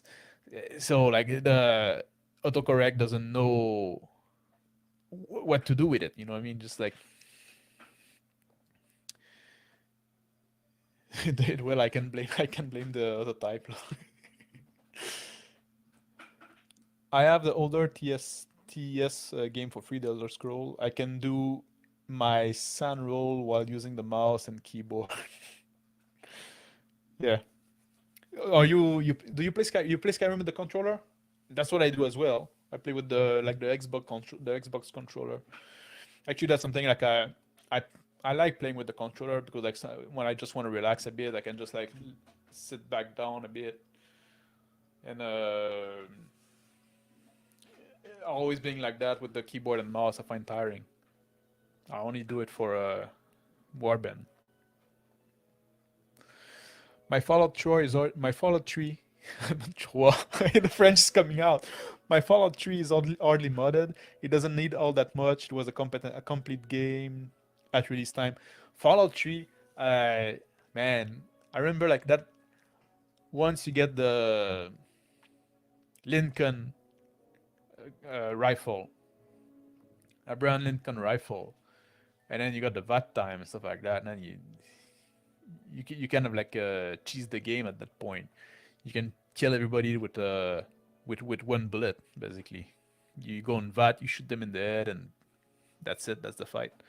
And if you get the perk that you get action point back when you kill somebody in that time, then you can always do the that time if you want to cheese the game like that. Like that's something with Bethesda game. They always give you so much way to cheese the game. Like I remember Oblivion, you could keep close like a few Oblivion gate, and then they'll get those orb that would give invisibility to your armor, and then you become the fucking predator. You got an armor that give you like 100% invisibility. Nobody can see you.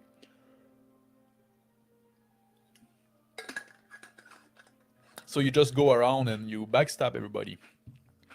They always have those way to cheese the game. It had die roll, yeah, but stick to the weapon if you want to focus in, you'll be fine. Yeah. Skyrim was not finished game on release. Still isn't if you buy it. Yeah, then you have to. It's almost like a platform. It's a platform for game development. That was my experience as well. Yeah, and that's why also like I bought it back when even though I had on Xbox, I bought it back on PC because I say like I wanted to access the mod because I say you know what that kind of sucked. I got it in special, but Fallout 3 just felt very shallow. Yeah, too few options for build dialogue. My Lincoln rifle always sold it. Was afraid it would break the weapon. I would break the weapon. You don't break the weapon, but you fucking break the game with it. It's so powerful. And games for Windows Live murdered it for years. Oh, the which one? I forgot. I don't know what. Nether was Fallout 4. I have that modded to add them back. Did you play any Fallout 76? Did any of you played Fallout 76? Did FZ say build? Who's FZ? Flame Zombie. Oh. Yeah, build and character build in Fallout 3. Shot fired. They're video games, so. GWL had a patch to play the game without GWL. GWL.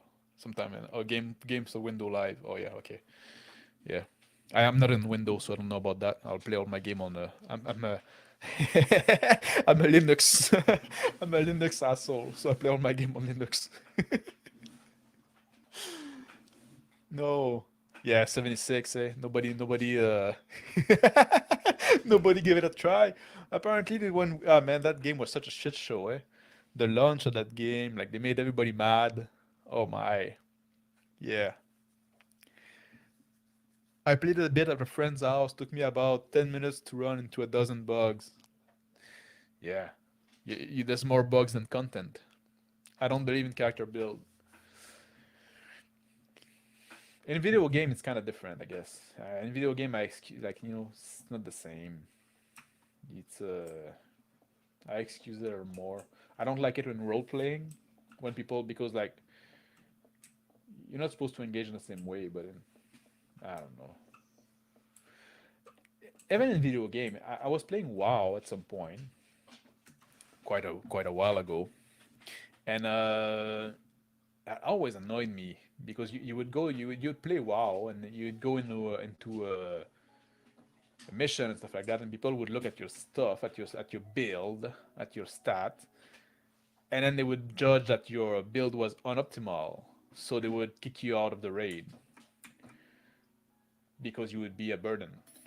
And say like, well, you know what? I didn't fucking take all those like yeah, I didn't make an optimal build for raiding, whatever that is. You know what I mean? I made it. I picked stuff that I thought sounded cool. Like I picked power. Oh, this power suck. Yeah, maybe, but I think it's funny, or I think it's fun. So whatever, man. Just like, but people were so anal about that. Fucking annoyed me. Build. Oh, your builds suck. You're gonna be a burden. Come on now. What are you trying to do? Like a year? You trying to be super efficient at the game? Always also like maybe something like they make those video game, and you can buy a DLC or like a microtransaction to skip content, basically. Like so you don't have to grind as much. Your game is supposed to be fun, no? You're supposed to.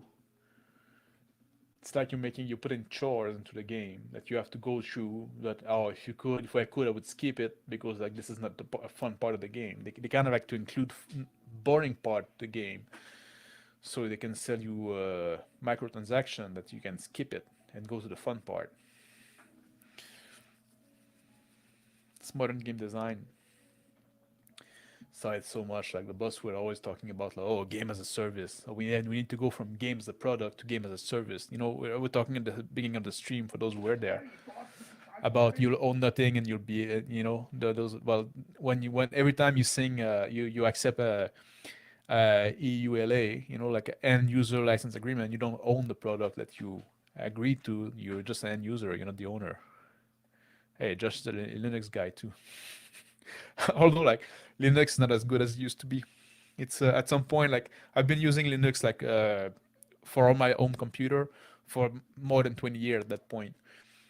And at some point it was like every year was getting better and better and better and better. At some point like it kind of like went flat, and now like there's like stupid decisions that are being made, and it somehow coincide when Linus Torvald kind of stepped out, and now they started like including a community guideline when you submit code, and trying to promote like marginalized people that would have like now like all the code that is that make it to the kernel is written by white males. So now we need to promote marginalized coder. And then now Linux fucking sucks. It went down from there. Uh, it's little thing, It's not as stable. Like the heyday, the golden age is kind of behind now. It's going down. D20 game have terrible melee. I agree with that. That's something I'd like to fix. I'm sure Flame Zombie could agree with that as well, because since he's a Emma guy, yeah, I do agree. Yeah. Cyberpunk isn't too bad now. I had a major DLC. It's getting ready to drop. Oh, the Cyberpunk video game.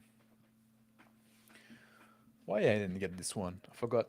I remember there was something annoying me in the. I think it was like just too narrative for me. Like Witcher 3. A lot of people like love Witcher 3. I got bored of it. It's like always like you're always like on a side quest that is meaningless, so you feel like you're wasting your time, or you're being told a story. Just like you just all sit there and listen to this amazing story written for you. Are you ready for having a story told to you? It's like no. Watch a movie if I want to do that.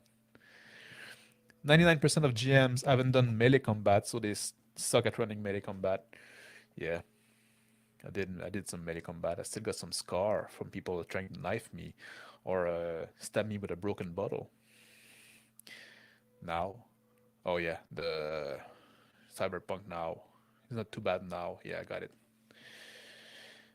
Mother fixed the melee in most game after the release. Yeah, that's something like Ungar was there earlier saying he played like he was playing Conan Exile, and Conan Exile's got some fun mechanics in the game. It's but like the melee combat is kind of boring.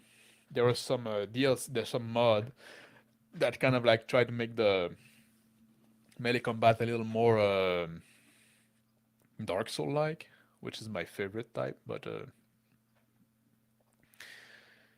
Cyberpunk is fine now. Yeah, I had to argue with one of my first GM that a great sword could in fact trust. Nah, no shit. They're great thruster. Fucking great sword. Yeah, it's like a spear. I'm gonna try this game now. Oh, the Warband. I hope you're gonna have fun. I hope you're gonna like it. Uh, yeah, it's not hard to like you're gonna at first you thought you're just alone, and then you have to get five guys, and then you. But there's kind of a and also like yeah, it's true. There's a I think there's a training area when you because like it's directional combat. You have to choose what side you block and from what side you strike. So there's that as well to consider. But like once you get it, it's fun. It's a good time thing. Oh yeah, I've just stopped buying new games almost entirely, with a few indie games as exception. Yeah, I find like the games are so expensive nowadays. Like now, like in Canada, it's $100 for a new game. Like Diablo 4, $100 with the tax and all. It's crazy when everything is fucking so expensive. Dropping $100 on a game, it's like you know what? It's kind of superfluous. They say like, oh, inflation is raising stuff like that. Yeah, but you know what? Still need to buy food. I can play an older game. You know what I mean? And oftentimes they're better anyway. Yeah, exactly. That's what I was saying. Linux started going downhill ever since they started the code of conduct crap. Yeah, it's somehow it's very correlated. I'm dying of thirst, but water from a white guy, no thanks. Yeah, exactly. Exactly.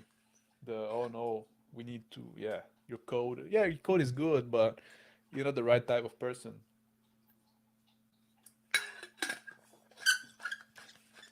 It's insane. Way too linear. It was like The Witcher 3, but none of the dialogue seemed to matter. Oh, I guess you're talking about Cyberpunk there? It was like The Witcher 3. Yeah, exactly. That's the problem I had with The Witcher 3. So I think that's why I kind of skipped Cyberpunk. I say, you know what? It's not my type.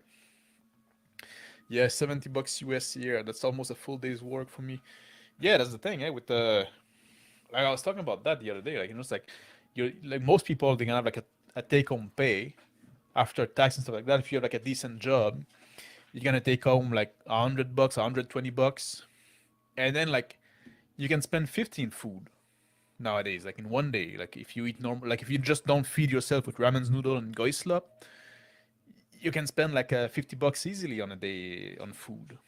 Well, I'm a bigger guy too, so I eat quite a lot, but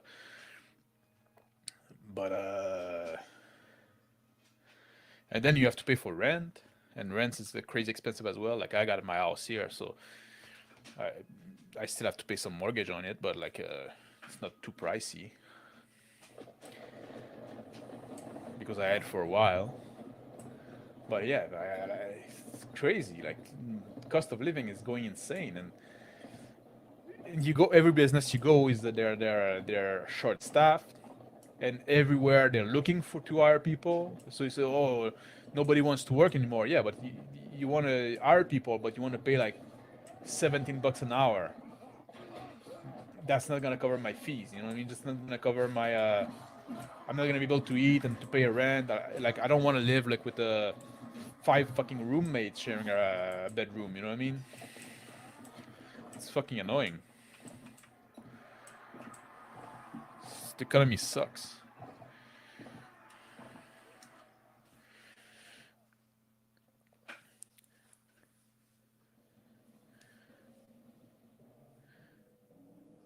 $100 for Diablo 4. Maybe if they were selling me the IP, yeah. I think the best Diablo still. Well, I haven't played like no, I said the best Diablo. Yeah, I played like Diablo 1 and Diablo 2. I didn't play Diablo 3. I didn't play Diablo 4. But like I quite like Diablo 1. That's one I often go back to. Maybe at some point I'll stream playing Diablo 1. I found like and the first act of Diablo 2 was very good, but I don't like when those ARPG like they all make them like a power fantasy where you're so powerful and you walk around like spamming your skill and you kill like thousands of mob and at some point just become like silly and it's hard to it doesn't mean anything, you know what I mean? In the first Diablo you would have to be careful because like the mob that you would see or were still could still be trouble if you get mobbed. If you're like a lot of people around you, you were in trouble unless you were super over level. And sometimes you had to like back off and run away because like, oh fuck man, there's too many zombies here. Like I went too fast. Then you have to back off and try to funnel them into a door or whatever. You know, it's not the best gameplay ever, but you still have the stress element to it. Now with modern ARPG, it's all about like oh flashing light. You walk around like not even stopping for the mob, and you just like spam your power, and like there's a bunch of flashing light that go on the stream, and now you think you're I don't know. It's just boring to me. It's just boring to me. I like the more. There's a guy that was making a game called Malus that was supposed to, but he kind of like moved away from the project. He was supposed to make like a more old school type of ARPG where it was like more slow pace and stuff like that. I missed that. Yeah.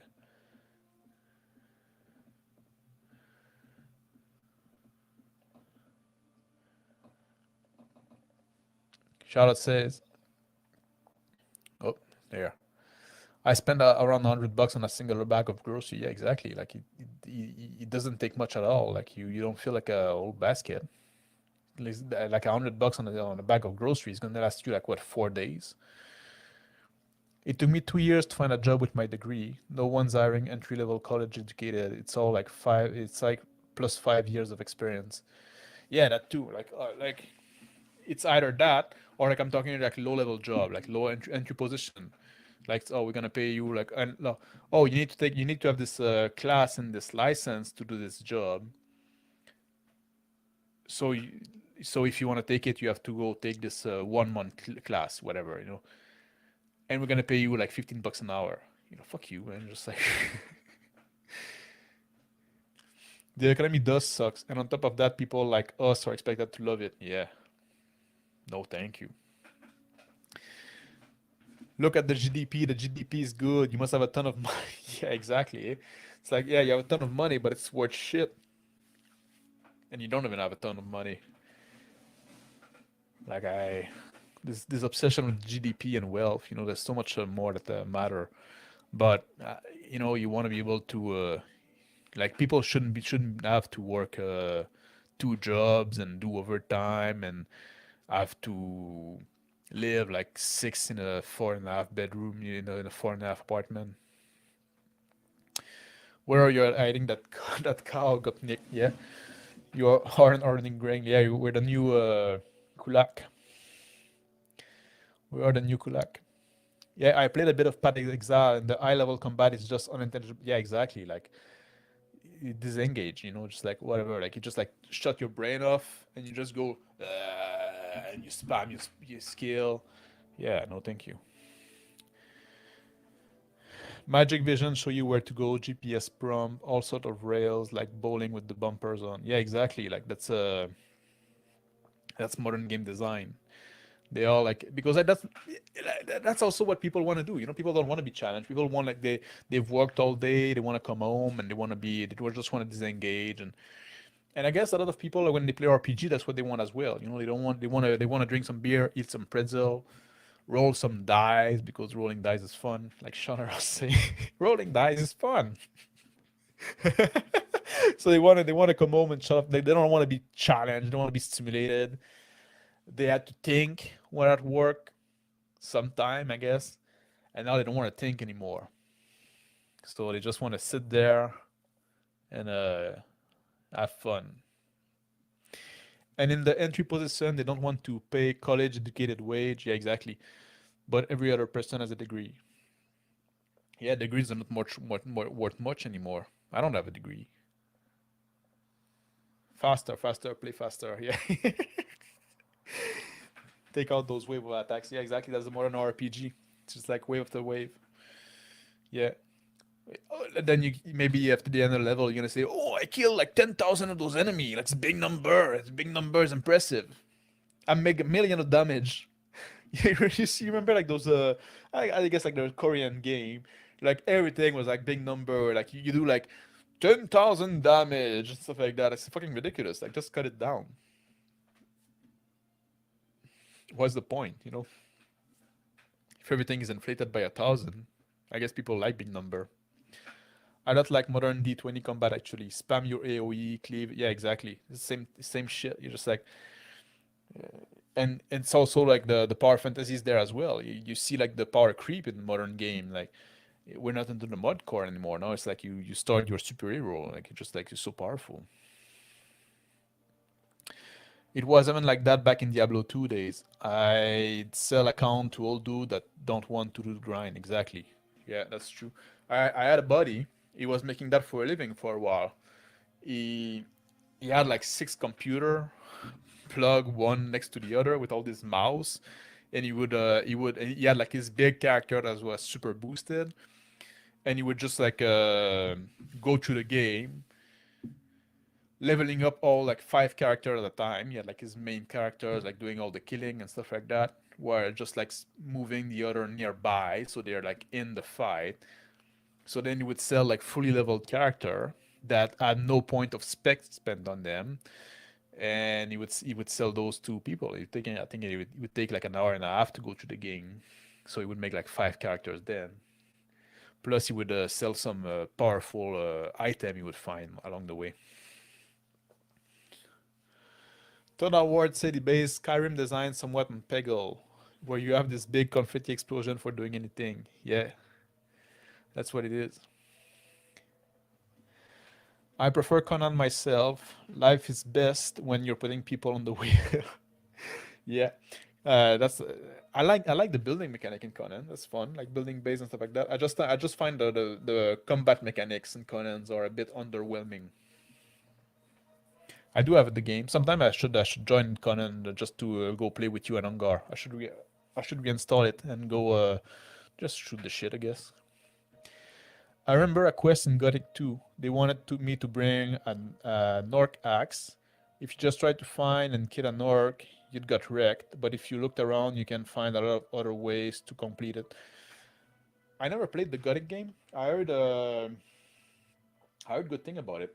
Apparently, like some people quite like them, but they just fell off my radar. My radar. There's a big part of my life where I didn't play video game at all, or anything really. I was just I hate this guy. This guy is gonna leave me soon. He's not happy with my party. He's not happy with my choice of companion. I wanted to yeah, fuck him. I should take his horse. Should take his horse and all his gear that I gave him. Let him go nude. I'm gonna send him as an emissary.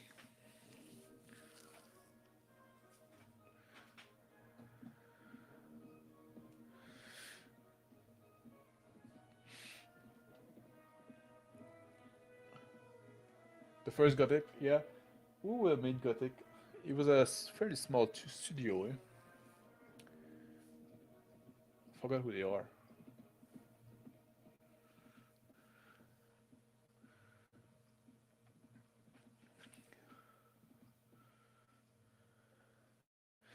That would be great. My friend could probably up on a live server and raid some people. That's always fun, and of course, The Conan server for James is open. Yeah, maybe one day I'll do it. I'll have to. It's been quite a long time since I played, so I'll have to kind of relearn it, I guess. But been a long time since I played.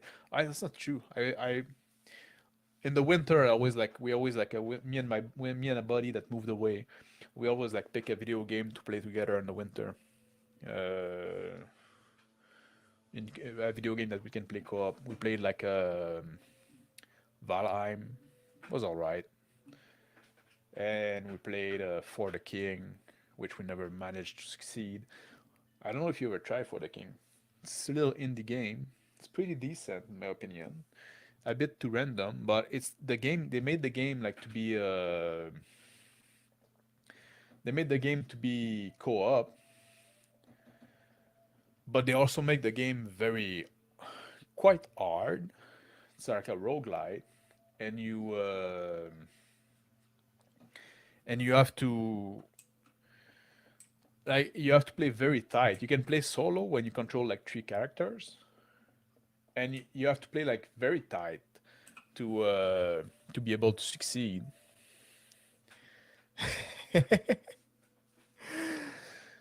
Boa noite, Solar Carve. Como vai? Tudo bem?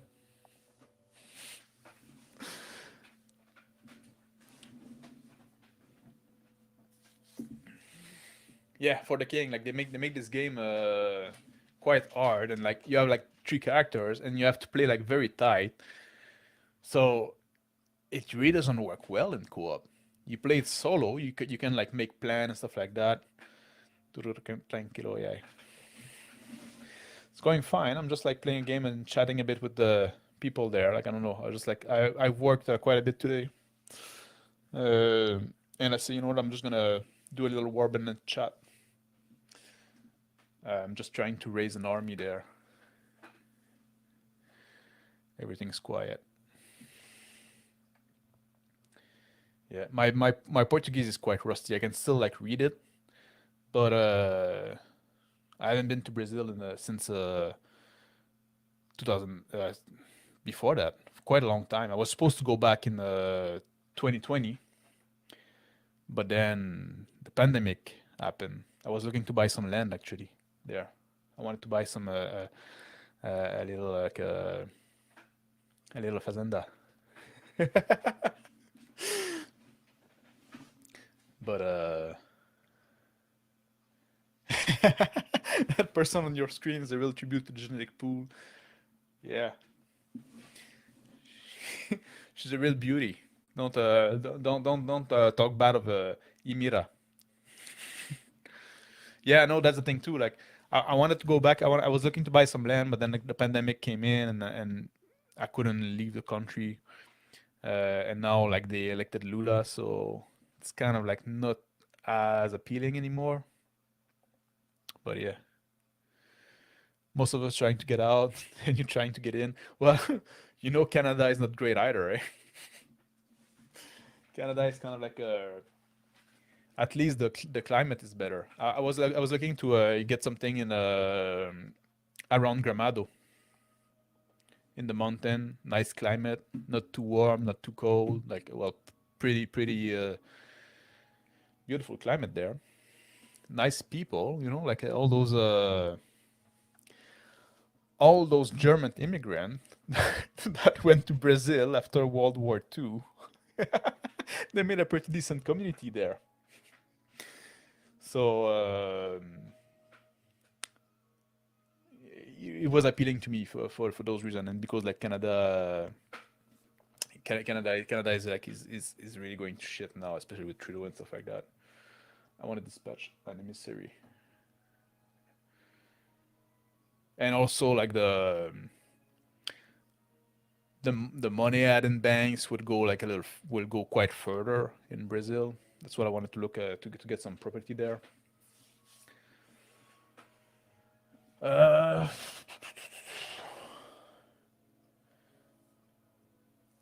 let's try to get some right to rule.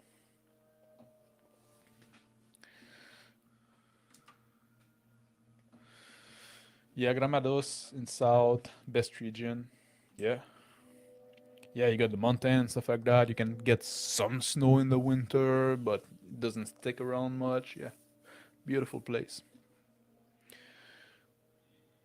South here is growing a lot economic wise. They're getting pretty important. They're almost all conservative. Yeah, yeah, and that's the thing too. Like people say like, oh, Brazil is a, like people say like Brazil is a shithole, it's violent, stuff like that. Like like there's a lot of crime in place like Rio and Sao Paulo and stuff like that. When you go into the south, it's the crime rate drops quite a bit, and also like I hear Americans saying that like the crime rate in those places is lower than place like Chicago and Detroit, or Baltimore. So yeah, it's big city is big city. It's like,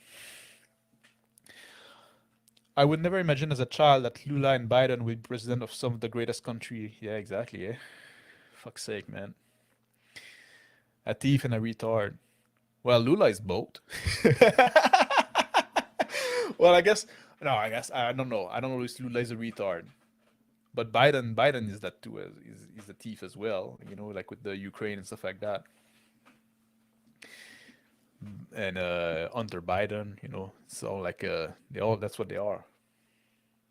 But yeah, Lula quite. I was in Brazil during the whole like Petrobras scandal, so it's quite the thing. I remember that. Oh, you said Brazil. I thought you said Portugal for a second there.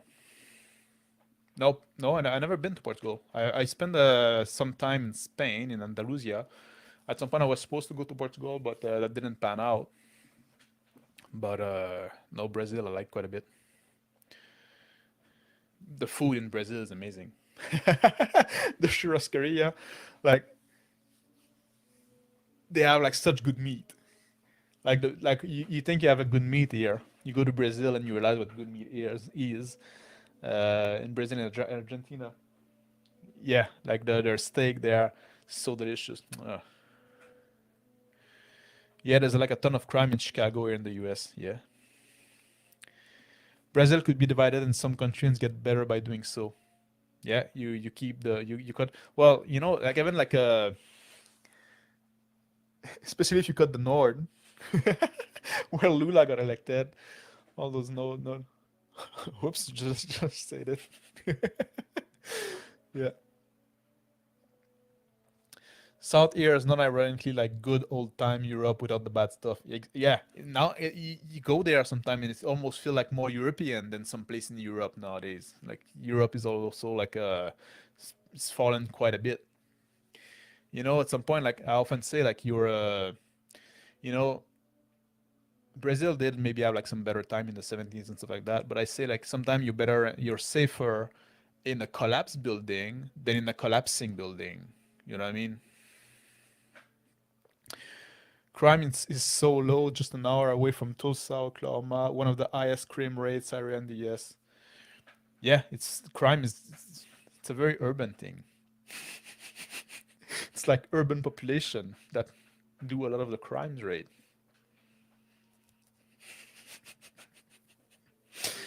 Just don't know what I'm talking about. Of course, the crime rate is probably also lower than in Vancouver or Toronto. Toronto is getting quite crime heavy, recently. A lot of scandal already. Laughing my ass off. Again, Lula, the comeback is real, yeah. The churrascaro, yeah.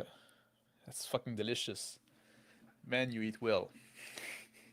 And I've been like all over the world. And Brazil is probably like the place I'd say like, man, the food was my favorite. Even like the linguiça is good. You go in a pub, like some foreigner like I guess like are disgusted by like the corazon, but I think it's pretty good. You're in a fucking pub, like those chicken heart, the way they did it, it's pretty good and it's good for you. Yeah, even better in south because it's the Churrasco region. Yeah, and they have a lot of the cattle there. Meat is just better in the south. Yeah, they have a lot of like northeast region here. Out of yeah, oof, yeah. I'll go south, or I don't know which country in some years from now. Yeah, another place I consider was Romania. Uh, but as a thing, I don't speak Romanian, so that's a bit of more of a struggle. Although apparently it's a Romance language still, so and I learned Latin in school, so and apparently it's quite close to it. At least Canada has GSP, the MMA goat, Joe Saint Pierre. Yeah, it's from Quebec, around here. But Brazil had a lot of like a good MMA fighter as well. No, I don't know. We have a lot of white trash that also does a ton of crime. It's a cultural issue. Some people do the culture and some don't. Yeah, but it's also like a lot of like the white trash, the crime they do are not quite the same. A lot of it is like a crime of despair, like drugs and stuff like that, which is technically crime, but it's not the same level. It's not the same. Yeah, I'd say because if your parents are part of the culture, you probably will be too at least long enough to end up in jail. Yeah, we we did lose a lot of our culture as well. It's like now like everything is promoted is like degeneracy and yeah, it's basically a crime culture is promoted nowadays. Crime and degenerate culture. Let's just put it that way. Our cultural heritage is awesome, and that reflect well on our culinary. Yeah, yeah. Well, I like I like Portuguese food as well. Uh, like the nata and stuff like that, and a lot of it like went to Brazil as well. So GSP is awesome. Karate plus wrestling, still my inspiration today. Really, I didn't realize it was still up because like he stopped fighting quite a few years ago now. No, Lyoto Machida is also awesome. Yeah, I haven't watched. I stopped watching the MMA quite a few years ago. Maybe around 2009. I stopped watching. I kind of fell out of it. I used to be quite into it, but at some point I don't know, I lost interest. We have the other top one, two, three goat and their son. Canada is next level bizarre right now, terrifying. Things are changing fast and people don't realize. That's fucking crazy here.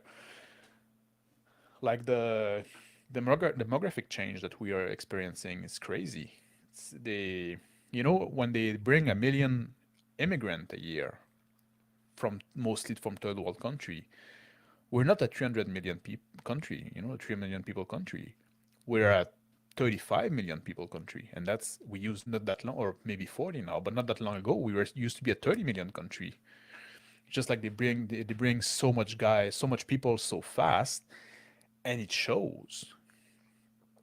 The face of Canada is changing, and not necessarily in a good way. We're losing our culture quite fast, but the people are so pacified here. The people are so demoralized. There's no opposition at all. It's crazy.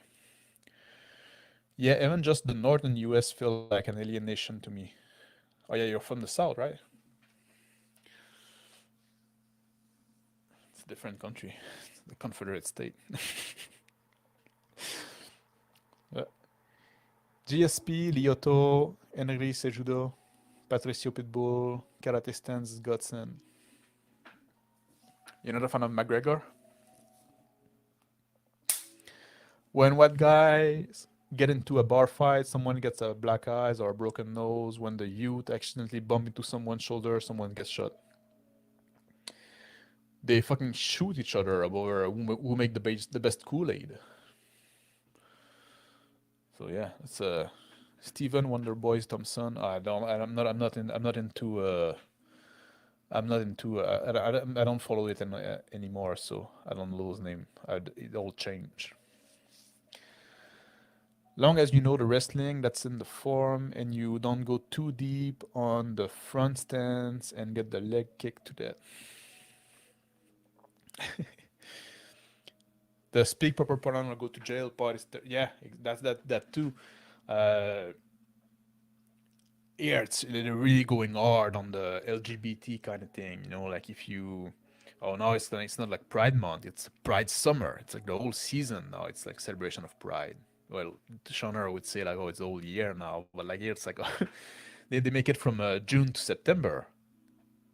It's Pride Month, and that's not a joke. I'm not kidding. Like that's like a government saying that. And if you refuse to acknowledge that your 14-year-old daughter is actually a son, they send you to jail. It's fucking insane. Yeah, I have a couple of trans friends and they think it's insane to jail people for being offensive. Yeah. Yeah, but our national immigration policy is to make the country 80% non-European by 2050. Yeah, Trudeau is offended by the idea of having a European outpost in North America, that is Canada and the US. So he want to change that. Kids doing lawsuits against their own parent because of changing sex, rip Canada. Yeah, man, the whole thing, like, it's a. And our economy is shit, like we produce nothing, and people are quite poor in Canada and in the US.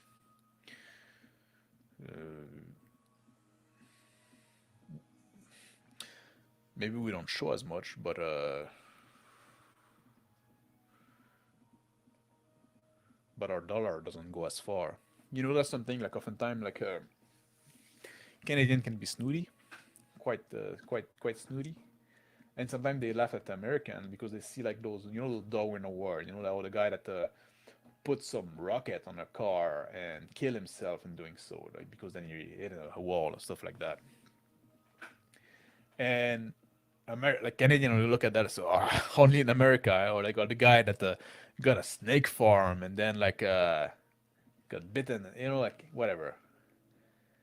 But that's the thing, yeah, those things only happen in America because only in America people got enough, like it used to be, and now you don't see those as much anymore. But it's because only in America people had enough disposable income, even if they're not that smart, they would manage to have a job that gives them enough disposable income to do those stupid things. In Canada, you wouldn't make like a rocket car because you cannot afford to do so, or you don't have, or we don't have like there's too much rules, stuff like that, whatever. So there's nothing to be like snooty about, you know what I mean? Just like the fact that they can do it is in a way it's something that it's to their honor. Ah, I was hoping it was me. Trudeau blackface, yeah. What did Enoch say? Statement date, yeah, or something like that. Yeah, basically. 2017, state enforce homosexuality. Get used to it. Exactly. It's the paradigm shift. It's getting real. The meme is getting real. I hope I'll be dead and in heaven by that time. But that's the thing. It's also like the next generation we have to think about. That's something I was talking about earlier. The Canadian that don't get us having fun with guns and Tannerite. Yeah, that too. I get it. 5.5 months and Lula created tons of taxes. Brazil has the most taxes worldwide already. Yeah, that's insane. But that's the thing too. Like we're talking about the import stuff, eh? The libertarian stuff earlier. I think it was before you were there. And libertarian oftentimes like are gonna rail against protectionism because they talk about like globalization, make everybody's richer, stuff like that. But then like you see, yes, but it make the economy very fragile because then like you get one product that is produced like basically like across fucking 10 country, you know what I mean? The peach or picked in Brazil, and then they're sent to China to be packaged, and then they're brought to the USA to be sold, you know what I mean? And when the supply chain issue arrived, which Granted, a lot of it was a problem caused by the government, but it could be caused by something else, like disaster and stuff like that. The country that did add protectionist measure, they still produce stuff locally, so they were less affected. So sometimes things are not as obvious as they seem.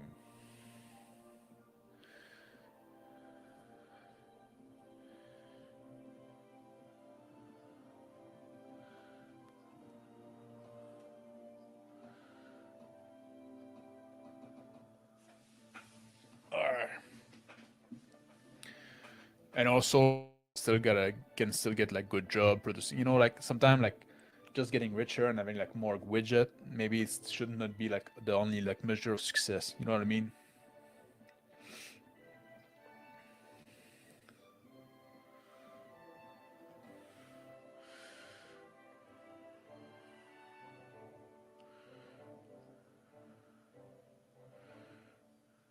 I lost my place now.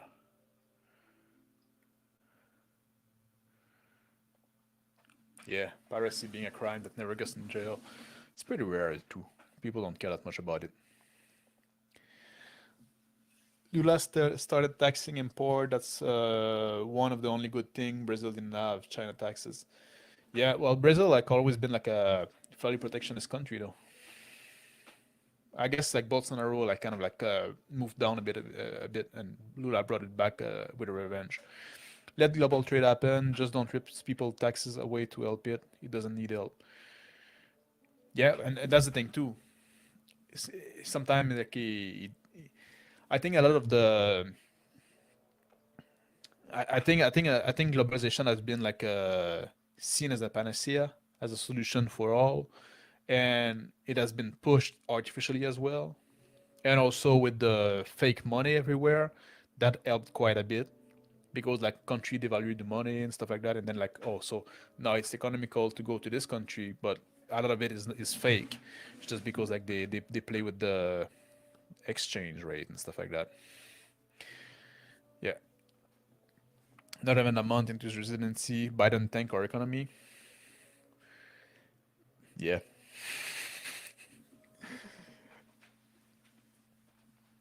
your local school and hospital is falling apart, but we need 20% of your income to pay this guy to ship corn to China. And the foreign aid. Don't forget the foreign aid as well. U.S. car get taxed by 7%. I think Brazil goes with 44%. Yeah, yeah. That's what I was saying. Like a lot of like protectionism in Brazil, and I don't think it's necessarily good because it makes like important good like so much more expensive. Like we talking about like the price of video game earlier. That's was something very expensive in Brazil, like buying a console or buying a and something also like are not like they don't make sense. Like it pisses me off when I want to buy a book in Canada. There's a 12% duty for books that you import, so it makes a lot of like role playing game which are sold as books, and they say oh it's to encourage people from buying like local order. Like I'm not gonna fucking like I'm not gonna like even if I want to read a book by this guy that's an American, I'm not gonna say oh you know what I need to pay 12%, so I want to read a book. I'm gonna read a book by like this awful book by some Canadian schmuck. You know what I mean? Like, no, nobody's gonna do that. You're either gonna pay the 12%, or you're not gonna read the book. You're not gonna read the book. Like, you're not gonna go say, oh, like maybe some people say, oh, this book is a little cheaper, but usually you want to read the book you want to read. So like those kind of tariff, like they're not like indistinguishable goods. If I want to buy like a hammer, whatever, I could buy a hammer that's made in Canada or a hammer that's made in the USA or a hammer that's made in China. If they're the same kind of quality, it doesn't make much difference. But when it's creative work like a book, it's kind of stupid. For cars, the same thing. Like because like the cars produced in Brazil, they're still like they're not like Brazilian car. Like they're like Japanese cars like that. Just like the factory in Brazil. So or French car. You have a lot of French car in Brazil. So buying the car there, you know, like you buying the, well, you need a car. It doesn't make that much difference, I guess. You can buy a car that's been produced in Brazil. But when it comes to video game, where you're gonna buy like a video game that has been produced in Brazil, well, you don't have like much of a video game industry. So no, you're not.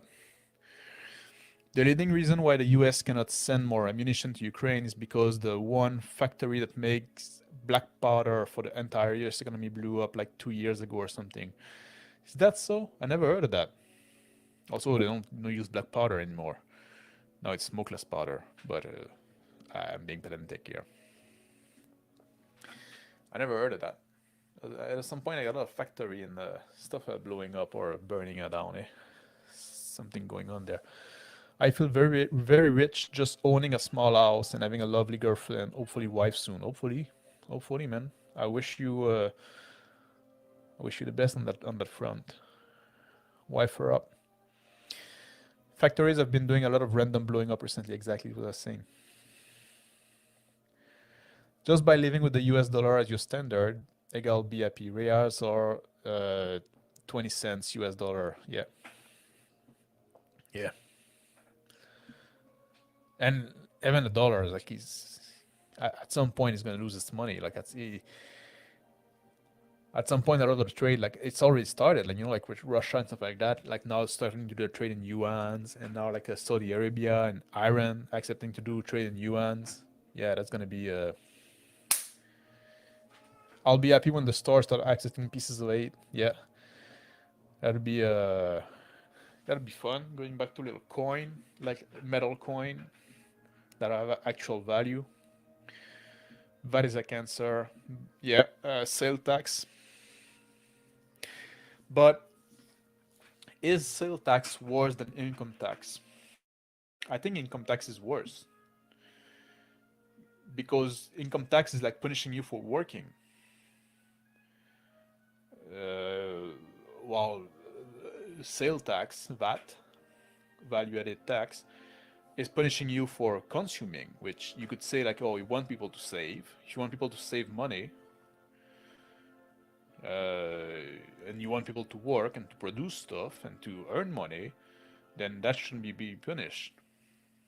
But if you spend every dollar you earn, and also like if you have a VAT tax, like and a lot of like essential products are exempt,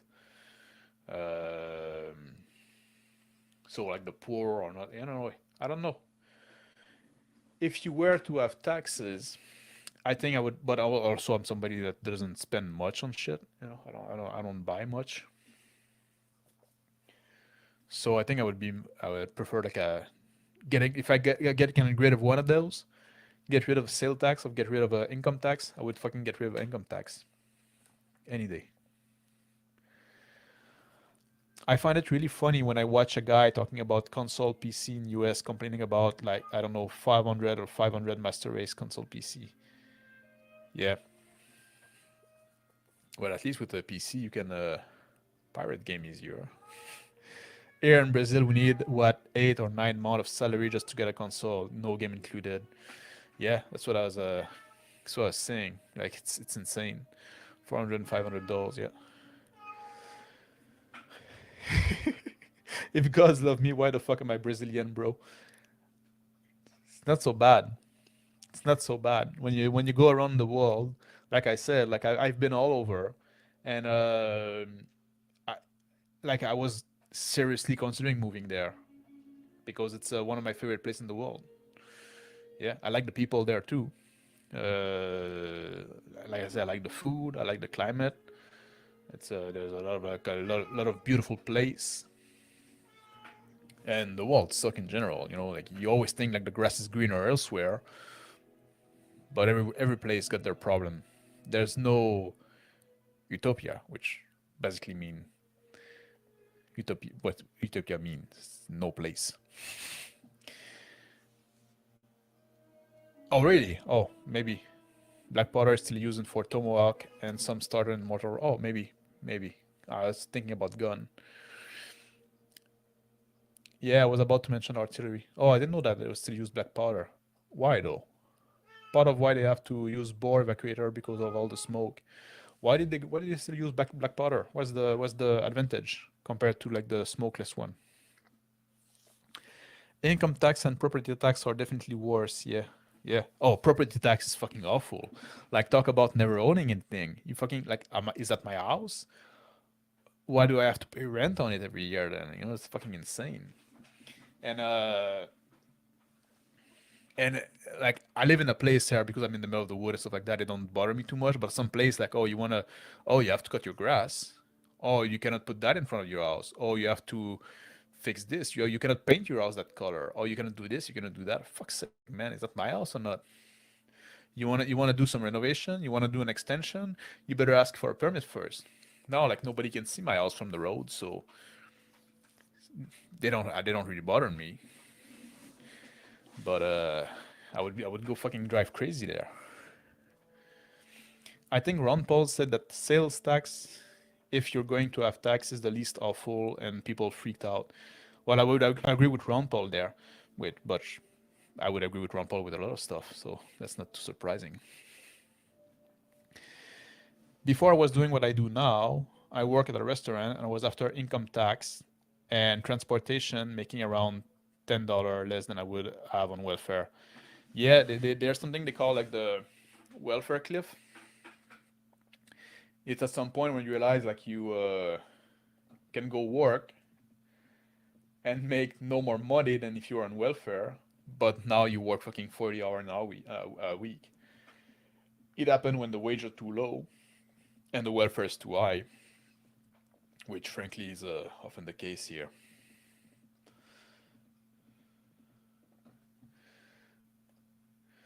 Yeah, we have no war, no natural community, a giant country with all type of climate, European ascendancy. Yeah, you can have cattle, you can have wine, grape, vine.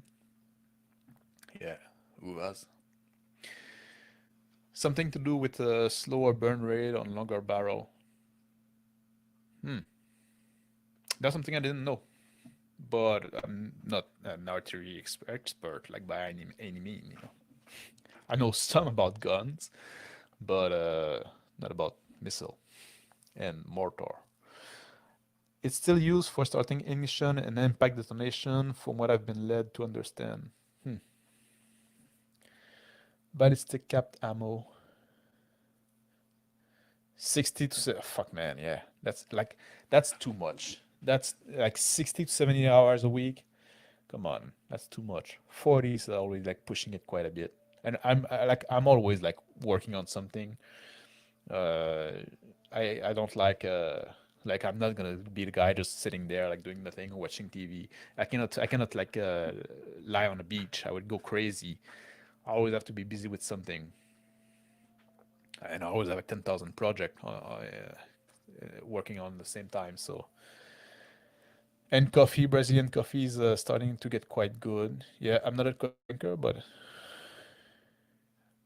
majority of us are Catholic, Protestant, conservative. Yeah, that's good too. It's still like despite like there is some degeneracy in like it's kind of a weird thing because you see like the carnival and stuff like that and you think, oh, that's a very sexualized country and stuff like that, but actually when you're there, people are fairly conservative, like with the sexual maybe it's changed. I've been there like in a few years, but with the sexual mores, people would still like there's still some like some societal taboo about which I like. Some people wouldn't like that, but I like. I'm not a big fan of all this promiscuity. Always was is we export the best coffee. There you go. But we consume the worst. That's true of almost all coffee producing country. Export like 90% of it. I always try to buy from place that lists the farm, so I'm not buying from some slave labor trash. Yeah, kind of sad that we consume the worst part. There's some pretty meh Brazilian coffee out there, but somebody won Brewer's Cup a few years ago with one of the people was shot. We're a cultural freak of a country. We're conservative and yet degenerate. Yeah, it's like it's a very strange very strange mix of things. It's like there's a context to thing, like, oh, if it's in the carnival stuff like that, oh, okay, that's in that context, that's all right. But then in everyday's life, it's like, or if you're on the beach, stuff like that, then people are gonna show a lot of skin. But then, yeah, it's a weird thing.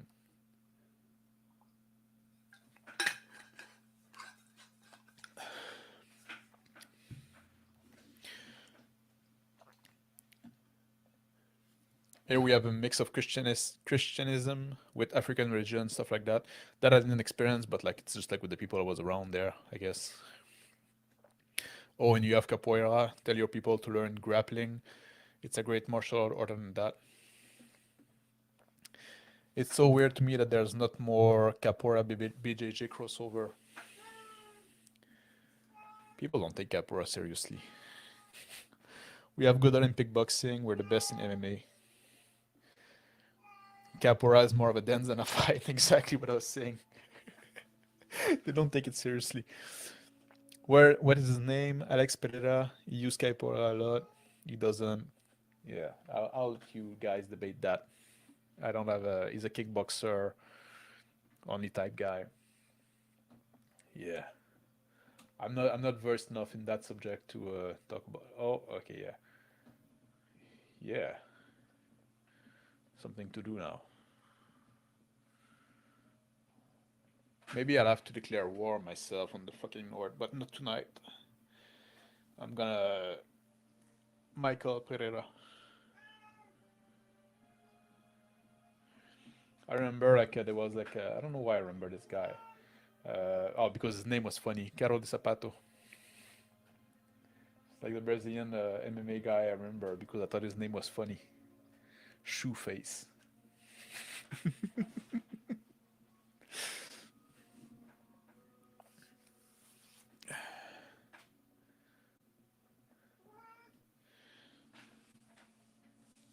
Oi.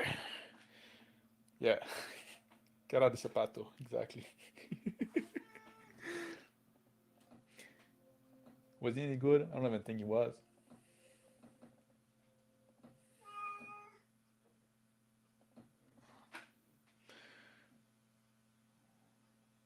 What is this guy doing? Guess I'm gonna make him a trainer as well. Training in that game is kind of OP because then your troops get like that's why I got so many knight. Like your troops get strong so fast.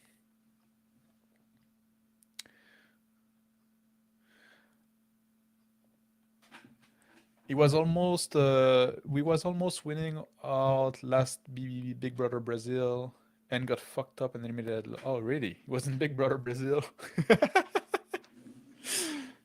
But yeah, it can be a great martial art for kicking from grounded. Lots of technique to get up. I ordered a Simbarum starter set. It was $48, a lot cheaper than Diablo 4. I really wasn't impressed by Simbarum. I didn't like the setting. I don't know, a lot of people say, oh, I like the setting, I don't like the rules. I didn't like the setting.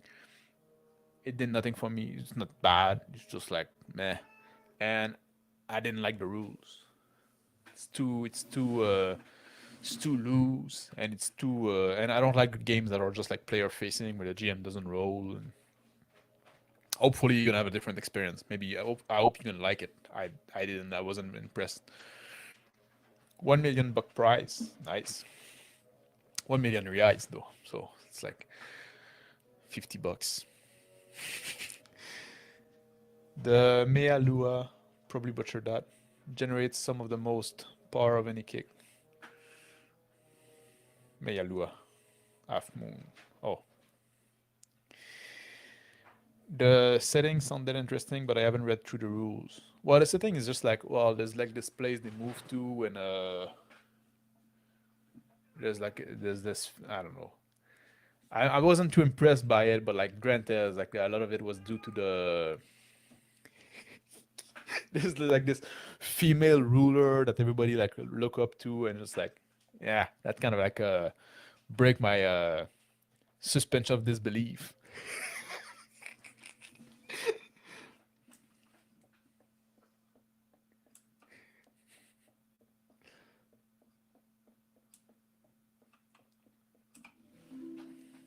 There you go. Let's read a poem to her.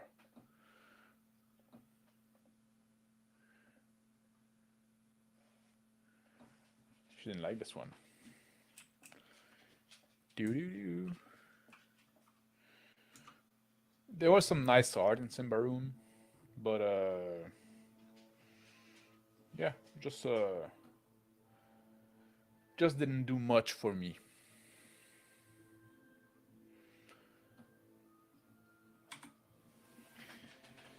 I think I'm gonna wrap that up. It's past midnight here.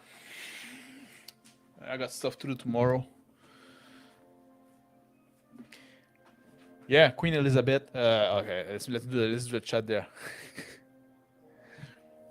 There's so much game launching, and yet the majority sucks. So I simply stop reading, checking it all. In a video game, yeah. In a role-playing game, is there that much launching? We're kind of a slump. Like, there's been a while since anything impressed me. She reminds me of Queen Elizabeth I sort of figure. Yeah, look at the British Empire under Queen Elizabeth I. What happened?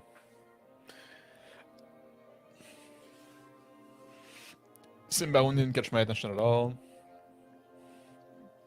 I don't remember the last really new game I looked at. Mifarog probably. Mifarog is starting to be quite old, no? It's like it's what, 12-year-old now? 10-year-old at least. What do you think of Joan of Arc? Could inspire the troops. Yeah, Joan of Arc could inspire the troops. She was like a kind of a mascot, you'd say. Why you don't think Joan of Arc? Yeah, she could. I'm sure she could inspire the troops quite a bit. No, I'm not saying like she's still a saint, you know. That plays a part as well. But and then when she served her purpose, they got rid of her. Anyway, thank you guys for hanging out with me. It was a fun time. That's what I wanted to do. I just wanted to chat a bit, play some video game. I mostly chat with you, like a different topic. So it's a lot of fun. I'll try to do that once in a while. Why not? Pouch kid, whoa, yeah, for Joan of Arc. Yeah.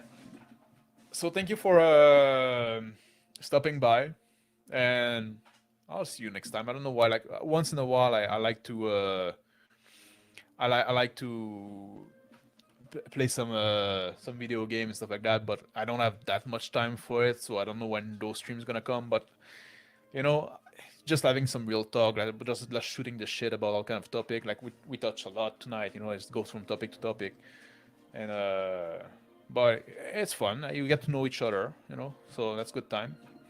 So good night, Al.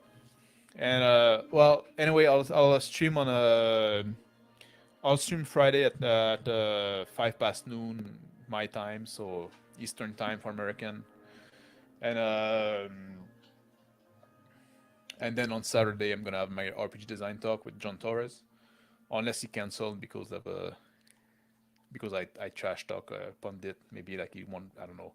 He was on the Devastating Dragon stream today for a little while with RPG pundit, and I kind of trash talk pundit, which I do when I can, when I got the opportunity to.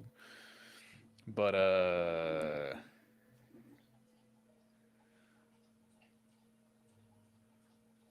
so I'll maybe you won't want to associate with me anymore. I don't know. I hope not. John seemed to be like a pretty good guy. I quite like him. So he's supposed to come on Saturday on my show for RPG design talk at 1500 EDT, so 3 p.m. Eastern time for American. That's it. I'll end the stream now. I'm not really a streamer. I never learned really to end the stream, so I don't know how to do it. I'm just gonna press the button and say ciao, boa tarde, à próxima.